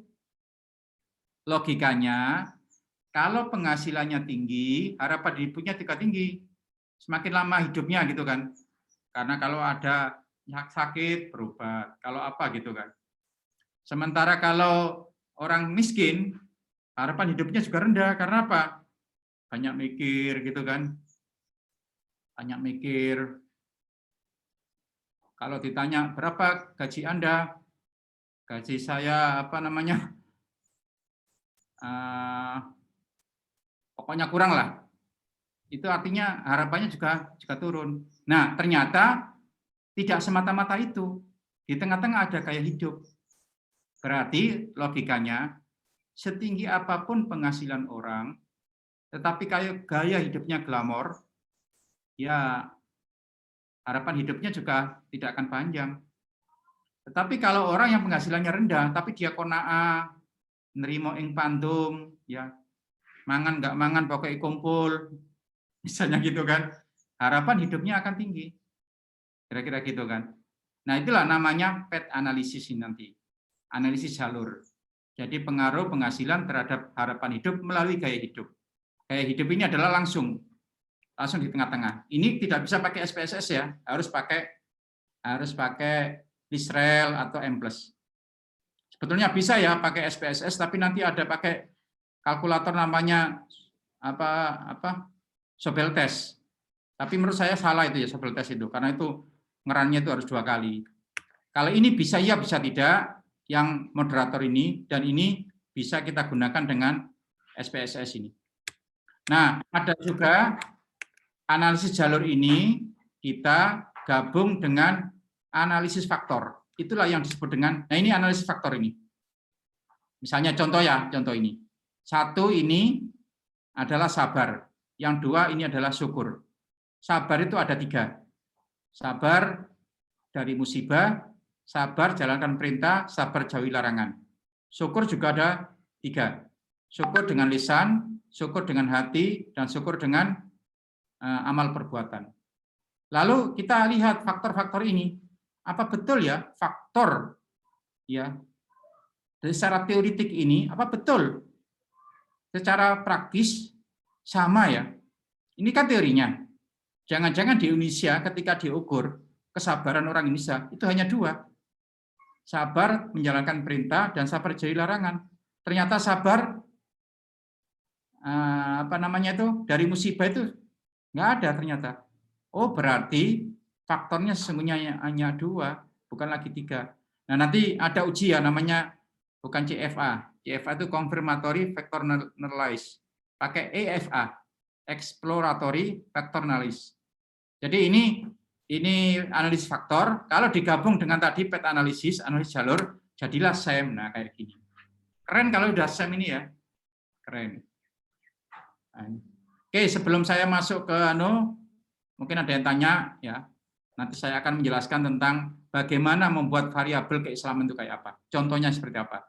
Sabar. Nanti sabar saya kasih contohnya sabar. Ada yang tanya silakan.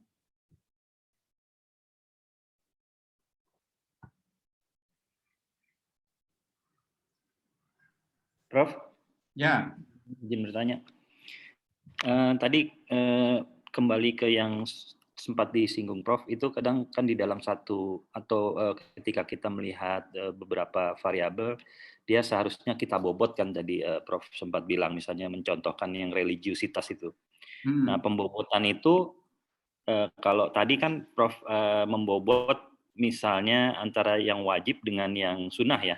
Ya. Prof memberi bobot yang lebih tinggi ke yang wajib. Yang wajib. Nah, penentuannya itu bagaimana, Prof? Karena misalnya kalau dari sudut pandang saya akan membobot yang sunnah yang lebih tinggi. Karena kalau yang wajib kan ya karena wajib saja orang terpaksa melakukan, kan kira-kira seperti itu. Kalau sunnah dia nggak disuruh tapi kok melakukan. Berarti seharusnya misalnya dia dibobot dengan nilai yang lebih tinggi. Nah, ketika kita mau menentukan itu apa dasarnya, Prof? Pembobotan itu ya. Itu kalau respondennya itu seperti Pak Rudi semua kayak gitu. Kalau respondennya seperti saya, seperti Pak Arif nggak bisa seperti itu. Kita gitu ya? Senang sekarang ada guyonan gini kan, spiritual yes, religion no. Maka mereka itu pada ikut jamaah tasawuf, tapi nggak pernah sholat itu. Gimana kalau gitu? Memang logikanya kalau orang mau sholat sholat tahajud. Asesnya kita kan seluruh ibadah-ibadah wajib itu seluruhnya diikuti ya. Tapi nggak mesti gitu. Nggak mesti gitu. Jadi ya coba pertama kali yang dihisab di akhirat nanti adalah sholat. Jika sholatnya baik, seluruhnya baik. Jika tidak. Berarti nilai seluruh ibadah sunnah, bahkan dulu ibadah wajib, kalau sholatnya itu 0, akan jadi sia-sia semua. Biasanya orang kalau puasa-puasa, tapi kalau sholat belum tentu. Nah, ini juga jadi pertimbangan. Apa pertimbangan? Ya, Quran, hadis dong. Itu contoh ya, contoh 1. Sekarang saya kasih contoh yang lain juga. Apapun ibadah kita, apapun akhlak kita, tapi kemudian tidak dilambari iman yang kuat, sia-sia juga. Makanya apa? Adalah pengukuran tentang ikhlas. Ikhlas itu bagian diterima tidaknya seluruh amalan kita. Makanya setelah dikali-kalikan itu, lalu apa? Dikonsultasikan ke ikhlas. Ikhlas enggak ya ini? Kalau enggak ikhlas, ini jika kita melihat religiusitas ala Islam. Harus kita dudukkan sebagaimana yang diajarkan oleh Islam itu. Jangan kemudian nilai pembobotannya itu sendiri aja. kan Kalau Logika yang wajib misalnya 5, kalau ini 1, itu dari mana, Prof? Apa dari hasil riset sebelumnya atau kita bisa menentukan sendiri? kalau ada riset sebelumnya lebih bagus, lalu kita modifikasi. Kalau nggak ada, bikin sendiri dengan logika tadi. Makanya di dalam psikologi itu ya sebetulnya bikin instrumen sendiri itu sudah jadi penelitian loh. Kalau di tempat lain kan enggak kan? Karena yang dijual teman-teman psikologi itu ya instrumen itu untuk pengetesan untuk apa gitu kan.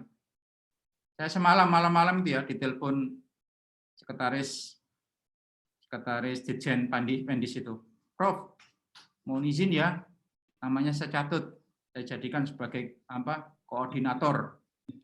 Koordinator apa Pak Ses? Ini kan mau ada rekrutmen P3K itu kan, guru-guru agama. Baik di Pendis agama Islam, di Kristen, di agama lain juga. Tolong Prof ya, Prof mau ya jadi koordinatornya ya untuk bikin soalnya kayak apa. Saya percayalah Prof ini ahli asesmen itu, yang bisa membuat soal yang itu nanti layak, siapa yang diterima, siapa yang tidak diterima gitu. Oke Pak Ses, insya Allah saya bisa gitu kan. Nah kayak gitu. Nah ketika kita sudah mendapatkan gitu, ya kita harus punya logika masing-masing. Mohon maaf ya, orang tidak akan mempercayai saya kalau saya itu kemudian ngawur. Mungkin karena saya sudah sering ngeritik-ngeritik model-model pengukuran seperti itu, juga termasuk saya sering melontarkan apa, orang jadi percaya dengan jualan saya, sehingga saya jadikan seperti itu. Nah, kira-kira gitu. Pak Rudi, jangan takut, itu sebagai istiadat kita. Kalau benar Kalau dapat itu, Prof, pahala. kalau itu kan berarti bisa nggak kalau yang tadi, misalnya pengukuran religiusitas itu kan kalau di Islam ada komponen ibadah wajib sunnah, sementara di agama lain misalnya tidak ada. Nah, apakah yang kita konstruk dari yang kembangkan Islam itu bisa kita tanyakan juga untuk responden yang non-Muslim? Artinya kan kalau terlalu spesifik hanya untuk agama Islam, kita akan kesulitan ketika kita akan melakukan generalisasi religiusitas secara keseluruhan, misalnya terlepas dari agama apapun dia. Itu gimana, Prof? Sekarang ya bisa digunakan untuk. Tujuan kita membuat instrumen untuk apa? Itu intinya. Kalau untuk mengukur tentang Muslim saja, ya kita Muslim saja. Kalau kita ukur dengan orang non-Islam juga non-Islam. Tapi kita juga punya gini loh. Islam itu rahmatan lil alamin. Ya, mestinya instrumen kalau kita buka betul-betul Islami, mestinya bisa dipakai yang lain. Karena intinya Islam itu rahmatan lil alamin. Dan Islam itu untuk seluruh bangsa. Beda dengan Nasrani, Yahudi itu kan untuk bangsa tertentu. Nah, gitu, kira-kira gitu. Jadi menurut saya ya, kalau dasarnya sudah kuat seperti itu, udah ada hadisnya, Qur'annya, udah kita istiadat aja. Ya, kayak tadi ya, semua ibadahnya bagus ya tiba-tiba apa? Dia pamer. Karena apa? Partai politik. Setiap kali dia ngasih sedekah selalu bawa bendera, ya, bawa bendera. Kalau kalah nanti diambil lagi tuh bantuan musolanya itu, Bro. Ada itu kejadian itu, Bro. Ada ya pesantren, sekolah itu kan, musola itu kan. Nah, itu justru jadi pengontrol. Jadi pengontrol. Lah, bagaimana? Yang penting kita punya argumen. Udah, nggak apa-apa. Nggak apa-apa. Jadi jangan takut ya. Makanya mulai dari awal harus dibangun. Ini religiusitas perspektif Islam. Nah, gitu. Itu harus jelas. Bukan perspektif yang lain. Nah, gitu. Dalam Islam itu pengukuran itu bla bla bla bla, jelaskan aja. Ya, makanya ada tadi karena di akhirat nanti asesmen yang paling penting itu adalah sholat. Pengukuran yang paling penting adalah sholat. Kalau baik baik semua, kalau tidak berarti scoringnya harus beda. Sholat pun juga harus dilambari dengan keimanan. Ya, apa itu? Ikhlas enggak? Nah, itu juga jadi penting. Ada jadi kontrol ikhlas itu dan seterusnya. Udah berani aja, berani, jangan takut. Kalau benar dapat 2 pahala, kalau salah dapat 1 pahala itu. Kalau salahnya keterlaluan ya setengah ya, Prof. Paling nggak lulus ujian disertasinya. Enggak lah. Ya, saya kira itu temuan yang bagus itu. Oke, nah sekarang kita masuk ke variabel ya, contoh variabel ini. Ya. Jadi kita mengkuantifikasi variabel-variabel ini. Ini kita mengkuantifikasi sabar.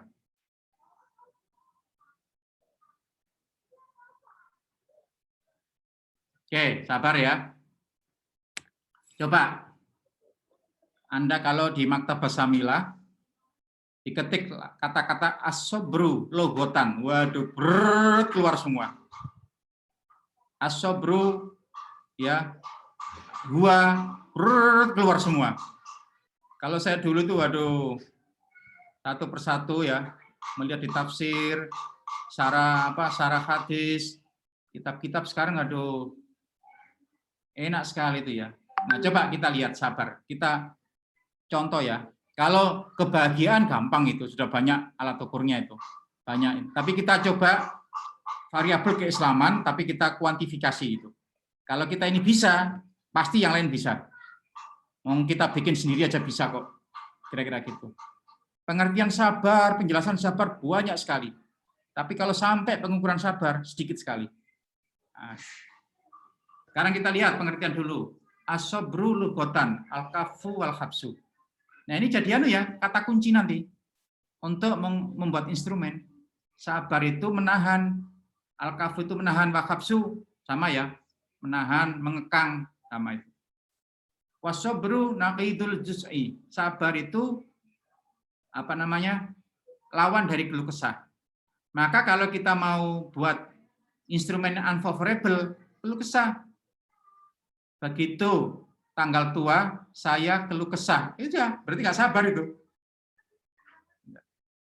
Tidak ada perbedaan antara tanggal muda dan tanggal tua dalam hal apa. Nah, berarti itu sabar. Tapi kok saya begitu tanggal tua, saya akan nahan napas. Keluh kesahnya nampak itu ya. Wahwa habsun nafsi anil juz'i, yaitu menahan diri dari keluh kesah. Asobru al-habsu wal man'u. Sabar itu adalah menahan dan melarang. Ya, mana itu bisa melarang, bisa mencegah.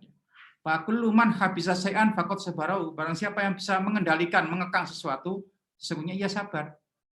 Dan seterusnya ya, dan seterusnya, dan seterusnya. Nah ini. Nah ini ada yang agak tuh.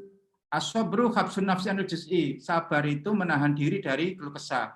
Menahan diri dari tasakhuti bil makduri, benci pada takdir, ya, dan menahan lisan dari mengadu, sakwa itu mengadu ya, dan menahan fisik dari maksiat. Seperti apa? Wanatfus sa'ri, kalau jambak rambut itu ya, kalau orang lagi stres itu kan rambutnya dijambak. Dan seterusnya ini ya, wah ini bukan jimat ini ya, ini pengertian sabar ini. Saya ambil dari Maktabah Samilah. Nah, lalu sabar dalam Al-Quran itu kayak apa? Nah, ini ya. Sabar dalam hadis kayak apa? Nah, ini dalam hadis. Innamas sabru inda somatil ula. Sabar itu ketika hentakan pertama. Saya sabar kok, ditinggal bapak saya meninggal. Memangnya kapan bapakmu meninggal? 3 tahun yang lalu. Ya jelas saja sabar. Kalau baru 2 hari, 3 hari sabar itu bagus. Berarti itu memang begitu mendengar. Misalnya gini instrumennya, begitu mendengarkan kematian orang yang sangat saya cintai, ya, saya tetap teguh atau tetap tabah atau tetap apa gitu ya. Jangan sampai gini, begitu mendengarkan orang yang saya cintai meninggal, langsung saya shock, langsung saya pingsan. Gitu. Oh berarti itu nggak sabar itu. Jadi kalimat-kalimat ini dalam hadis ini justru akan membantu kita nantinya tuh bikin instrumen. Nah, gitu ya. Terus sabar itu kalau dalam bahasa psikologi itu sama dengan kontrol diri, self control ya. Mungkin kita agak sulit ya membahasakan dengan bahasa Indonesia untuk menjadi skala sabar itu. Maka kita adopsi dari psikologi atau dari apa. Oh sabar itu mirip ya, kontrol diri ya. Berarti nanti saya harus menggunakan istilah-istilah ini, emotion regulation ya, pengaturan emosi. Stress management, mampu memanage stres. Terus low impulsiveness, daya dorong yang rendah, tidak meledak-ledak ya, gampang marah gitu ya. Dan seterusnya. Lalu aspek Nah, lalu apa? Dari sekian banyak itu apa kesimpulan kita? Inilah namanya definisi konseptual. Sabar adalah kemampuan mengendalikan diri seseorang. Seseorang nanti kalau responden kita itu suami istri ya, tinggal nambah aja nanti kemampuan mengendalikan diri bagi suami istri yang memiliki anak berkebutuhan khusus itu misalnya gitu. Atau kemampuan mengendalikan diri bagi suami istri yang pernikahannya jarak jauh, long distance marriage misalnya gitu. Dari segala musibah, bencana dan tantangan, sembari terus berupaya memperbaiki keadaan serta menjaga keteguhan hati dalam menjauhi larangan dan menjalankan perintah. Ini dari mana, Pak? Dari kita sendiri, definisi kita. Berdasarkan sekian banyak kutipan-kutipan kita tadi. Lalu kita cari aspek-aspek sabar itu apa? Ada 3 ini. As-sabru ala ta'atillah. Sabar taat pada Allah. At-ta'bu bifi'il ta'ah. Bercapek-capek ria ketika melaksanakan ketaatan. Yang kedua, as-sabru anil maksiyah. Sabar dari maksiat. Wakafan anil maksiyah. Mencegah dari kemaksiatan. Wakaful ahwan dan mencegah hawa nafsu minal fi'li untuk melakukannya. Dengan yang ketiga, as-sabru ala aqdarillah al-mu'allamah. Sabar terhadap takdir-takdir Allah yang menyakitkan. Ai alama qadarallahu alaika minal masaib wal mihan wal balaya. Ya, yaitu apa yang ditakdirkan Allah pada kita, alaika itu pada Anda berupa musibah, ujian dan cobaan. Li'annahu ala syai'in la ikhtiyara fi abin fihi. Karena apa? Ketika kita mendapatkan 3 tadi, musibah, ujian, itu kita tidak memiliki daya upaya sekali, nggak ada pilihan selain menerima begitu saja. Kayak pandemi gitu ya, apapun usaha kita tetap ada sesuatu yang tidak bisa kita ikhtiarkan gitu. Ya udah kita terima aja misalnya gitu. Nah ini teori lain. Akhirnya apa? Ini Al-Ghazali, kata sabar itu ada 2 macam. Ada fisik, psikis. Psikis itu ada 7. Sabar dari keinginan perut disebut al-ifah. Sabar dari kekayaan, sabar dari perang, saja'ah. Jadi saja'ah itu sabar ya. Mohon maaf ya, ada istri digoda orang, diem aja. Sabar saya kok, salah itu. Justru kalau dia mau melawan, itu juga sabar. Sabar dalam berperang disebut dengan saja'ah. Kebalikannya disebut dengan juben, penakut. Sabar dalam menahan amarah disebut dengan hilmun, santun ya. Sabar menghadapi bencana disebut dengan sa'atus sadr, lapang dada ya, dan seterusnya. Ini ada 8-nya. Lalu apa? Kita mengkonstruk definisi operasional seperti ini. Sabar adalah mengendalikan diri bagi pasangan yang memiliki anak berkebutuhan khusus. Nah, seterusnya ya. Tuh. Nah, baru kita bikin ini. Bikin blueprint. Ada aspek, ada tadi, ini kan dari tadi kan, ada 3 kan. Sabar dari musibah, meninggalkan larangan. Indikator dari mana, Pak? Dari penjelasan yang banyak tadi. Yang bahasa Arab yang tidak saya terjemahkan tadi. Atau juga Anda pakai teorinya Al-Ghazali. Sabar itu dibagi 2, fisik, psikis. Kalau fisik itu menahan diri akan rasa sakit. Yang kedua, memberi makna dalam keadaan fisik apapun. Misalnya, saya sakit. Barangkali itu saya istirahat, nggak kerja. Barangkali ini Allah menyayangi saya. Dengan cara saya disuruh istirahat. Istirahat dulu, tidak bekerja terus gitu ya. Nah, gitu kan. Sabar dari psikis itu ada 8 ini ya. Oke. Atau yang ini, Anda bikin sendiri. Sabar fisik, psikis, sosial, spiritual. Nah, baru kemudian Anda bikin instrumen. Nah, ingat, bikin instrumen itu tidak ada jawaban. Misalnya gini ya. Ingat ya, bukan pertanyaan ya, pernyataan. Statement, bukan pertanyaan. Apakah bukan? Pernyataan. Tidak boleh ada jawaban, saya selalu, saya sering, nggak boleh itu. Nggak boleh. Terus saya akan, nggak boleh. Akan kan belum dilakukan, harus dilakukan. Tidak boleh 2 perilaku dalam satu skala. Saya membaca dan menulis, nggak boleh. Satu aja, saya menulis gitu ya. Banyak orang baca tapi tidak menulis, banyak orang menulis tanpa baca. Makanya satu saja itu. Tidak boleh ada alasan. Sebab kalau ada alasan, ya nggak ada masalah jadinya. Misalnya gini, saya telat datang ke kantor. Kalau gitu aja bagus. Untuk menunjukkan bahwa dia itu telat atau tidak. Tapi kalau gini, saya telat pergi ke kantor karena takziah dulu pada tetangga yang meninggal. Ya mesti orang makluminya kalau gitu, karena ada alasan gitu. Berarti itu bukan menunjukkan perilaku sehari-harinya, tapi karena ada apa namanya sebab-sebab tertentu. Unfavorable tidak boleh menggunakan kata tidak. Misalnya sekedar ya dengan kata-kata tidak gitu ya, itu nggak boleh itu. Ya lucu itu kan. Saya kadang-kadang itu guyon itu. Kalau Anda unfavorable pakai kata tidak, seperti saya dulu di SD. Di SD guru saya nanya, ayo siapa yang tahu lawannya pergi itu apa? Semua angkat tangan. Mujib, silakan. Pergi lawannya apa? Tidak pergi, Pak. Itu. Ya kayak di SD dulu berarti ya. Kalau ya misalnya saya mampu mengendalikan, yang satunya saya gampang putus asa, misalnya gitu.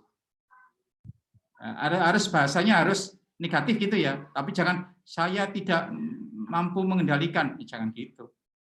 Kalimat jangan terlalu panjang, pendek-pendek itu ya. Favorable dan unfavorable tidak boleh hanya dibalik. Ya, yang satu iya, satu tidak gitu. Harus cari kalimat lain lah. Nah ini tadi sudah saya jelaskan ini. Alternatif jawaban itu ada yang pakai 4, ada yang 5. Kalau saya lebih setuju 5 ya, karena memang teori dasarnya itu ganjil. Pak, kalau 5 Pak, nanti kadang-kadang itu Pak, jawab yang tengah gitu. Ya kalau itu berarti Anda nggak bisa bikin instrumen itu. Ini kan. Kalau perilaku selalu, sering, kadang, jarang, tidak pernah. Favorable-nya berarti selalu 5, sering 4. Tidak pernah 1 ya. Kalau unfavorable dibalik, selalu itu 1, sering 2, kadang-kadang 3, dan seterusnya itu. Sikap juga demikian ya, sama. Persepsi juga demikian itu.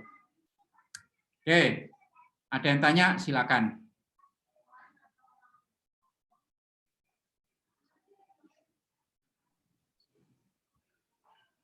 Kalau nggak ada yang tanya, kita latihan buat instrumen. Prof, Silakan. nanya Prof, izin nanya Prof. Ya, silakan. Ini Prof, ini apa namanya, ketika memberikan jawaban itu, kalau melihat pernyataan-pernyataan yang seperti tadi ya misalnya, itu gimana ya cara menghindari atau meyakinkan diri kita sebagai seorang peneliti bahwa responden kita tuh jawab sesuai dengan kondisi dia. Maksud saya, jangan-jangan dia normatif aja jawabnya, artinya tidak sesuai dengan kondisinya gitu, Prof. Itu aja mungkin, Prof. Ya. Normatif itu karena kita yang bikin instrumennya yang salah. Salat wajib itu, salat fardu itu harus kita lakukan. Ada instrumen kayak gitu. Salat 5 waktu itu harus kita lakukan. Lah, gimana sih? Kok itu ditanyakan? Ya jelas saja orang jawab iya. Itu kan pernyataan normatif. Beda kalau gini ya. Ya, sekalipun macet dalam perjalanan, saya mencoba untuk belok dan melakukan maghrib dulu. Nah itu lain. Harus ada stimulus supaya ada respon dalam menjawab. Makanya, wah itu ada banyak ya, ada banyak. Saya ngajar di S2 psikologi Win Riau. Itu ngajar mata kuliah khusus penyusunan skala psikologi. 1 semester itu ya, 1 semester. Ilmunya untuk bisa membuat instrumen itu. Jadi ingat, jangan normatif. Masa ditanyakan itu, Allah Maha Kuasa, ngapain gitu? Ini udah tahu Allah Maha Kuasa. Harus suatu perilaku kita hasil respon dari pernyataan tersebut. Misalnya ya, biarlah orang lain punya backing dalam rekrutmen CPNS. Ini misalnya calon CPNS ya. Saya masih punya Allah yang Maha Kuasa. Walaupun gitu, itu sudah orang paham. Oh, berarti yang dimaksud di situ adalah nggak usah backing-backingan, nggak apa-apa. Yang penting adalah yakin yang mampu akan ditolong oleh Allah. Tapi tiba-tiba Allah Maha Kuasa gitu. Ya iya aja, mesti jawabannya. Berarti mulai dari awal pernyataannya terlalu normatif. Tapi beda dengan tadi, biarlah yang lain punya backing dalam rekrutmen CPNS, tapi saya punya Allah yang Maha Kuasa. Beda kan itu kan? Beda itu. Itu artinya bahwa saya tidak pakai backing pun nggak apa-apa, karena keimanan saya lah yang menjadikan saya itu sukses apa tidak. Nah, gitu. Jadi tergantung pada cara kita memberikan ini, Prof ya, Ya, pernyataan nah itu ya, makanya yang nanti perlu ada. Ya, nanti ada namanya uji validitas dan reliabilitas. Minimal 2 yang penting itu. Pertama, uji substansi. Apakah kita mengukur yang seharusnya diukur? Nah, Anda nanya pada 5 expert. Anggap aja teman Anda ini expert semua. Ya, misalnya yang bikin instrumen itu Muhammad Anwar misalnya. Lalu expert itu ya Liza expert, Rudi expert, Intan expert, ya Nur, Abdurrahim. Tanya 5 orang itu. Ini pernyataan pertama, ngukur indikator pertama dan aspek pertama. Cocok nggak ini? Ini favorable. Kalau 5-5-nya cocok, oke. Oke ya, bagus. Sangat bagus sekali. Kalau 4 saja yang cocok, ya berarti itu adalah bagus, bukan sangat ya. Kalau 3, nah ini diragukan. Sekalipun 3 itu bisa ya, karena dari 5 kan 3 itu bisa ya. Tapi menurut saya sudah agak itu. Apalagi yang cocok hanya 2. Buang itu, berarti harus diganti kalimatnya. Nah, makanya tadi sudah saya katakan, bikin gitu itu sulit, karena sulit, maka jangan bikin sendiri. Ya, bareng-bareng gitu kan. Iya, Prof. Prof, sedikit satu lagi, Prof, sebelum lanjut, Prof. Itu yang teknis mungkin yang unfavorable itu seperti apa, Prof? Artinya apakah dalam setiap indikator itu atau setiap pernyataan itu harus kita sertakan sehingga ada keseimbangan atau tidak harus seperti itu? Ada aturan mainnya nggak, Prof? Nggak harus, nggak ada teorinya itu. Oh gitu. Anda, baik, Prof. Ya tadi bahkan semuanya favorable juga nggak apa-apa, tanpa unfavorable. Nah jangan lupa ya, setelah Anda scoring, unfavorable itu harus dibalik. Pernah itu saya uji ya, loh ini kok gini sih, datanya kok aneh ini ya. Ternyata apa? Ya belum dibalik itu, unfavorable-nya menjadi favorable. Misalnya ya, pengaruh sabar terhadap kepuasan pernikahan. Mestinya pengaruhnya itu positif. Semakin sabar, semakin puas. Nah, gitu kan. Ternyata unfavorable dari sabar itu belum dibalik. Jadi angkanya itu kecil. Berpengaruh sih berpengaruh. Tapi koefisiennya negatif. Sehingga apa tafsirannya? Semakin sabar, semakin tidak bahagia. Nah, itu kan repot. Kalau saya cerita sabar kok ingat ada guru privat itu kan, 3 bulan privat nggak dikasih-gaji kan, jengkel dia. Gara-gara jengkel itu langsung anaknya itu dikasih PR. Kamu saya suruh gandeng huruf Arab. 100 kali kamu tulis gandeng ini, lalu minta tanda tangan pada ayahmu. Apa yang digandeng? Ba, fatka ba, ya fatkaya, ro fatkaro. Bayaro gitu kan, 100 kali. Minta tanda tangan bapaknya, kata bapaknya, wah ini 3 bulan karena belum digaji nih. Gurunya marah ini. Ini ngingetin saya gitu kan. Terus bapaknya semangat, ditandatangani aja. Tanda tangan ini pakai bahasa Arab. Ya, sot fatka so, ba fatka ba, ro fatkaro, sabaro gitu kan. Sama-sama belum digaji 3 bulan itu. Ada lagi, silakan. Ya, Prof. Ya, terima kasih, Prof. Ya, Prof. Tadi terkait persepsi itu kan menggunakan sesuai. itu sesuai itu. Ya. Ada alternatif lain atau gimana, Prof? Apa alternatif lain itu kayak apa? Nah, makanya saya tadi mau tahu yang persepsi itu tadi contohnya masih belum jelas, Prof. Apa? Saya masih agak mirip dengan evaluasi juga, apa mirip dengan persepsi itu kan hanya terkait dengan kognitif. Ya. Ya. Berarti itu bagaimana kognisi kita terhadap pernyataan tersebut. Tapi kalau sikap itu tidak hanya kognisi. Sikap itu ada kognisi, afeksi, bahkan perilaku. Ya. Gitu. Kalau perilaku, ya perilaku semua. Perilaku itu perilaku. Tuh. Kalau sikap itu justru lebih anu. Nah, saya biasanya ya gunakan aja pakai sesuai tidak sesuai itu lebih umum gitu. Jadi kalau persepsi itu persepsi orang terhadap pikiran atau persepsi dia terhadap perilaku. Bisa kemana-mana lah itu. Bisa kemana-mana itu. Saya lebih cenderung menyarankan pada mahasiswa itu untuk pakai skala persepsi aja. Sangat sesuai, agak sesuai, tidak sesuai, sangat tidak sesuai. Karena persepsi kita itu bisa ke pemikiran, bisa persepsi kita terhadap perilaku seseorang, nah gitu kan. Bisa gitu, kira-kira gitu. Kalau misalnya dia ditanyakan untuk pertanyaan yang misalnya mengukur kondisi diri kita ya, misalnya saya sering telat masuk kantor. Ya, jangan boleh sering itu jawaban, kunci itu. Enggak, makanya kan itu untuk nanti jawabannya sesuai tidak dengan kondisi saya. Apakah bisa seperti itu, Bro? Nggak boleh ada kata-kata sesuai, nggak boleh ada sering. Misalnya gini kan, ya untuk mengukur sedih ya, saya sedih gitu aja. Ya, saya sedih, sangat sesuai gitu. Jangan saya sering sedih, saya tidak pernah sedih. Ya itu sudah jawaban. Nah, tapi juga ada kalau nanti Anda menggunakan regresi binary logistik, jawabannya itu hanya iya tidak. Keputusan memilih, membeli misalnya perempuan ya, ini perempuan ini. Saya tidak tahu benar enggak ini, Bu Lisa. Perempuan itu biasanya kalau ke mall itu seringkali membeli yang tidak terencana.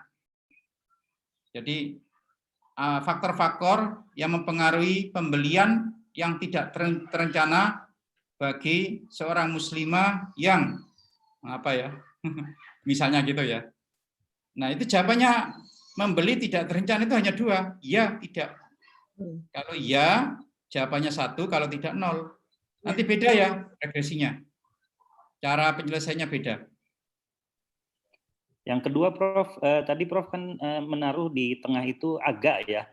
Tapi ada instrumen lain yang dia menggunakan kata ragu-ragu atau tidak berpendapat misalnya. Menurut Prof gimana itu ininya perbedaan? Kalau tidak ada berpendapat ya nggak bisa dong, nggak ada nilainya itu kan. Ragu-ragu itu. Saya melihat beberapa instrumen, beberapa question. Saya kurang setuju ya. Dari luar itu. Okay. Ya memang gitu. Kalau ragu-ragu itu maksudnya apa gitu ya. Yang penting orang paham bahwa di situ posisinya tengah-tengah itu. Bahkan ada yang gini ya, bentangan gini. Oke ya, ini tangan saya itu ya. Contohnya gini. Oke. Ini bentangan ini ya. Ini titik 0. Ini plus 1, plus 2, plus 3, plus 4, plus 5, plus 6. Plus 5 ya, plus 5. Ini min 1, min 2, min 3. Wah itu tambah panjang itu.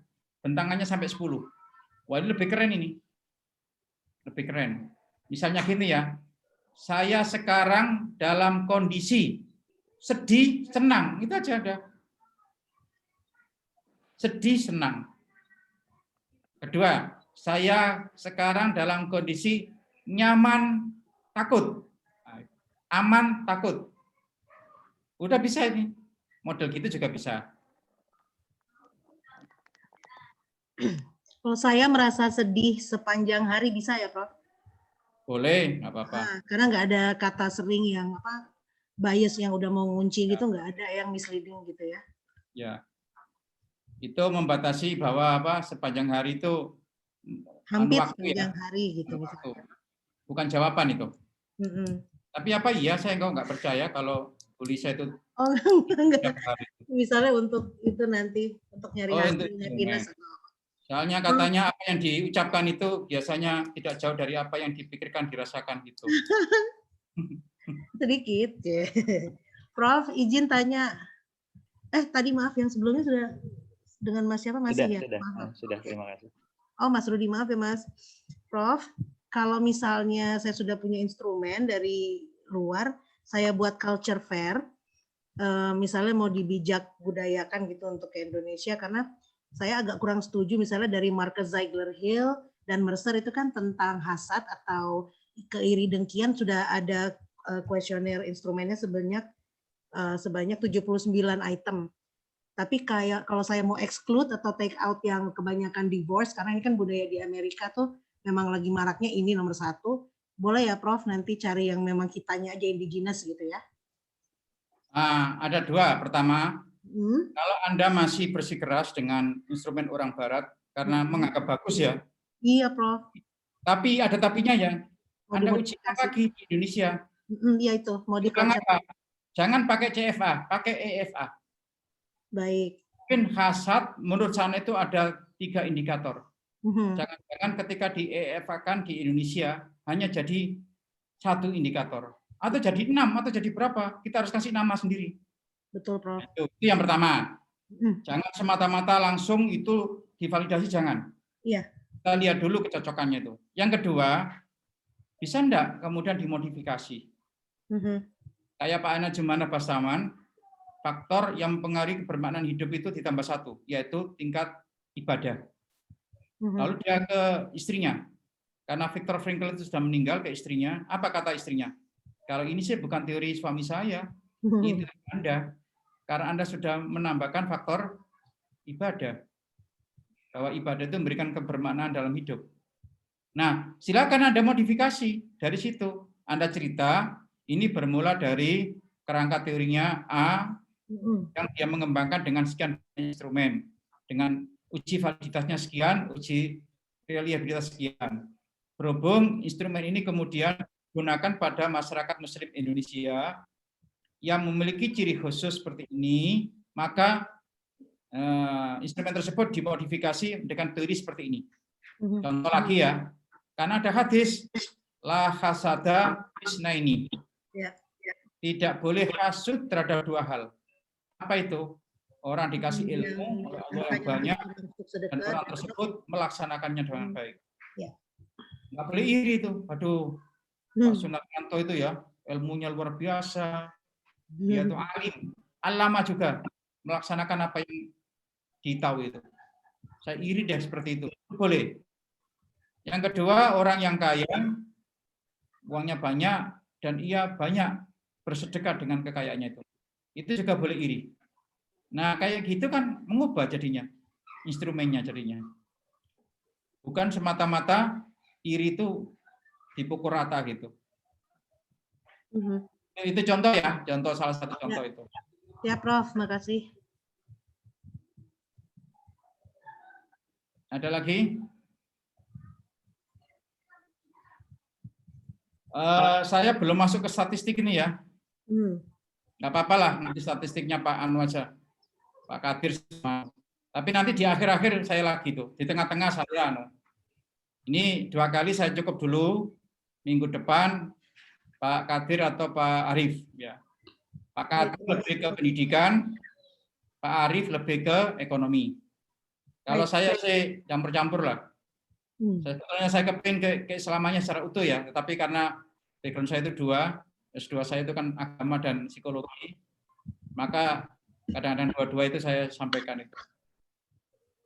Contoh-contoh ya, sebetulnya contohnya sama, cuma makanya ini sudah saya katakan dari awal, kita kuantitatifnya bukan kuantitatif kayak model di akuntansi, bukan. Tapi kalau di ekonomi ya kayak di manajemen, kayak di pemasaran gitu ya. Nggak sampai yang jelimet kayak di akuntansi itu. Makanya judulnya kan sosial humaniora, bukan kuantitatif yang hitung-hitungan yang benar itu. Oke, kalau sudah, terima kasih. Baik, Prof. Terima kasih banyak. Terima kasih banyak, Prof. Sampai ketemu lagi. Terima kasih banyak, Prof. Saya minggu depan itu juga jangan-jangan masih di Bandung itu ya, ada acara UMPTKIN, termasuk panitia pusat itu. Saya ini tugas saya itu membuat persoalan saya, membuat soal, soal untuk masuk CPNS. Bikin masalah nggak, Prof? Ya, bikin masalah, bikin persoalan gitu ya. Malah ada yang ditanya terlalu sulit dijawab, jawabannya barang siapa yang di dunia menyusahkan orang, nanti di akhirat akan disusahkan oleh Allah gitu. Repot itu jadinya. Oke, makasih. Mohon maaf. Assalamualaikum warahmatullahi wabarakatuh. Waalaikumsalam warahmatullahi wabarakatuh. Terima kasih, Prof. Prof, maaf. Ya, Prof, maaf.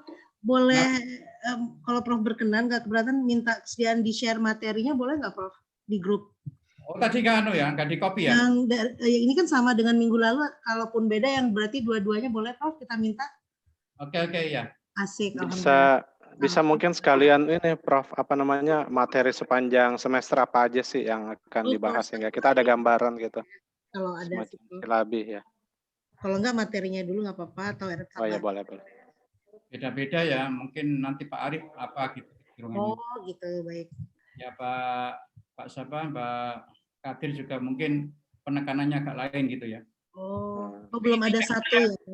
Intinya gini, nggak ada ilmu yang bertentangan. Perspektifnya aja yang berbeda sehingga seolah-olah bertentangan. Intinya tidak bertentangan. Baik, Prof. Perspektifnya berbeda. Jadi Anda jangan nanti kok beda, nggak ada yang beda itu.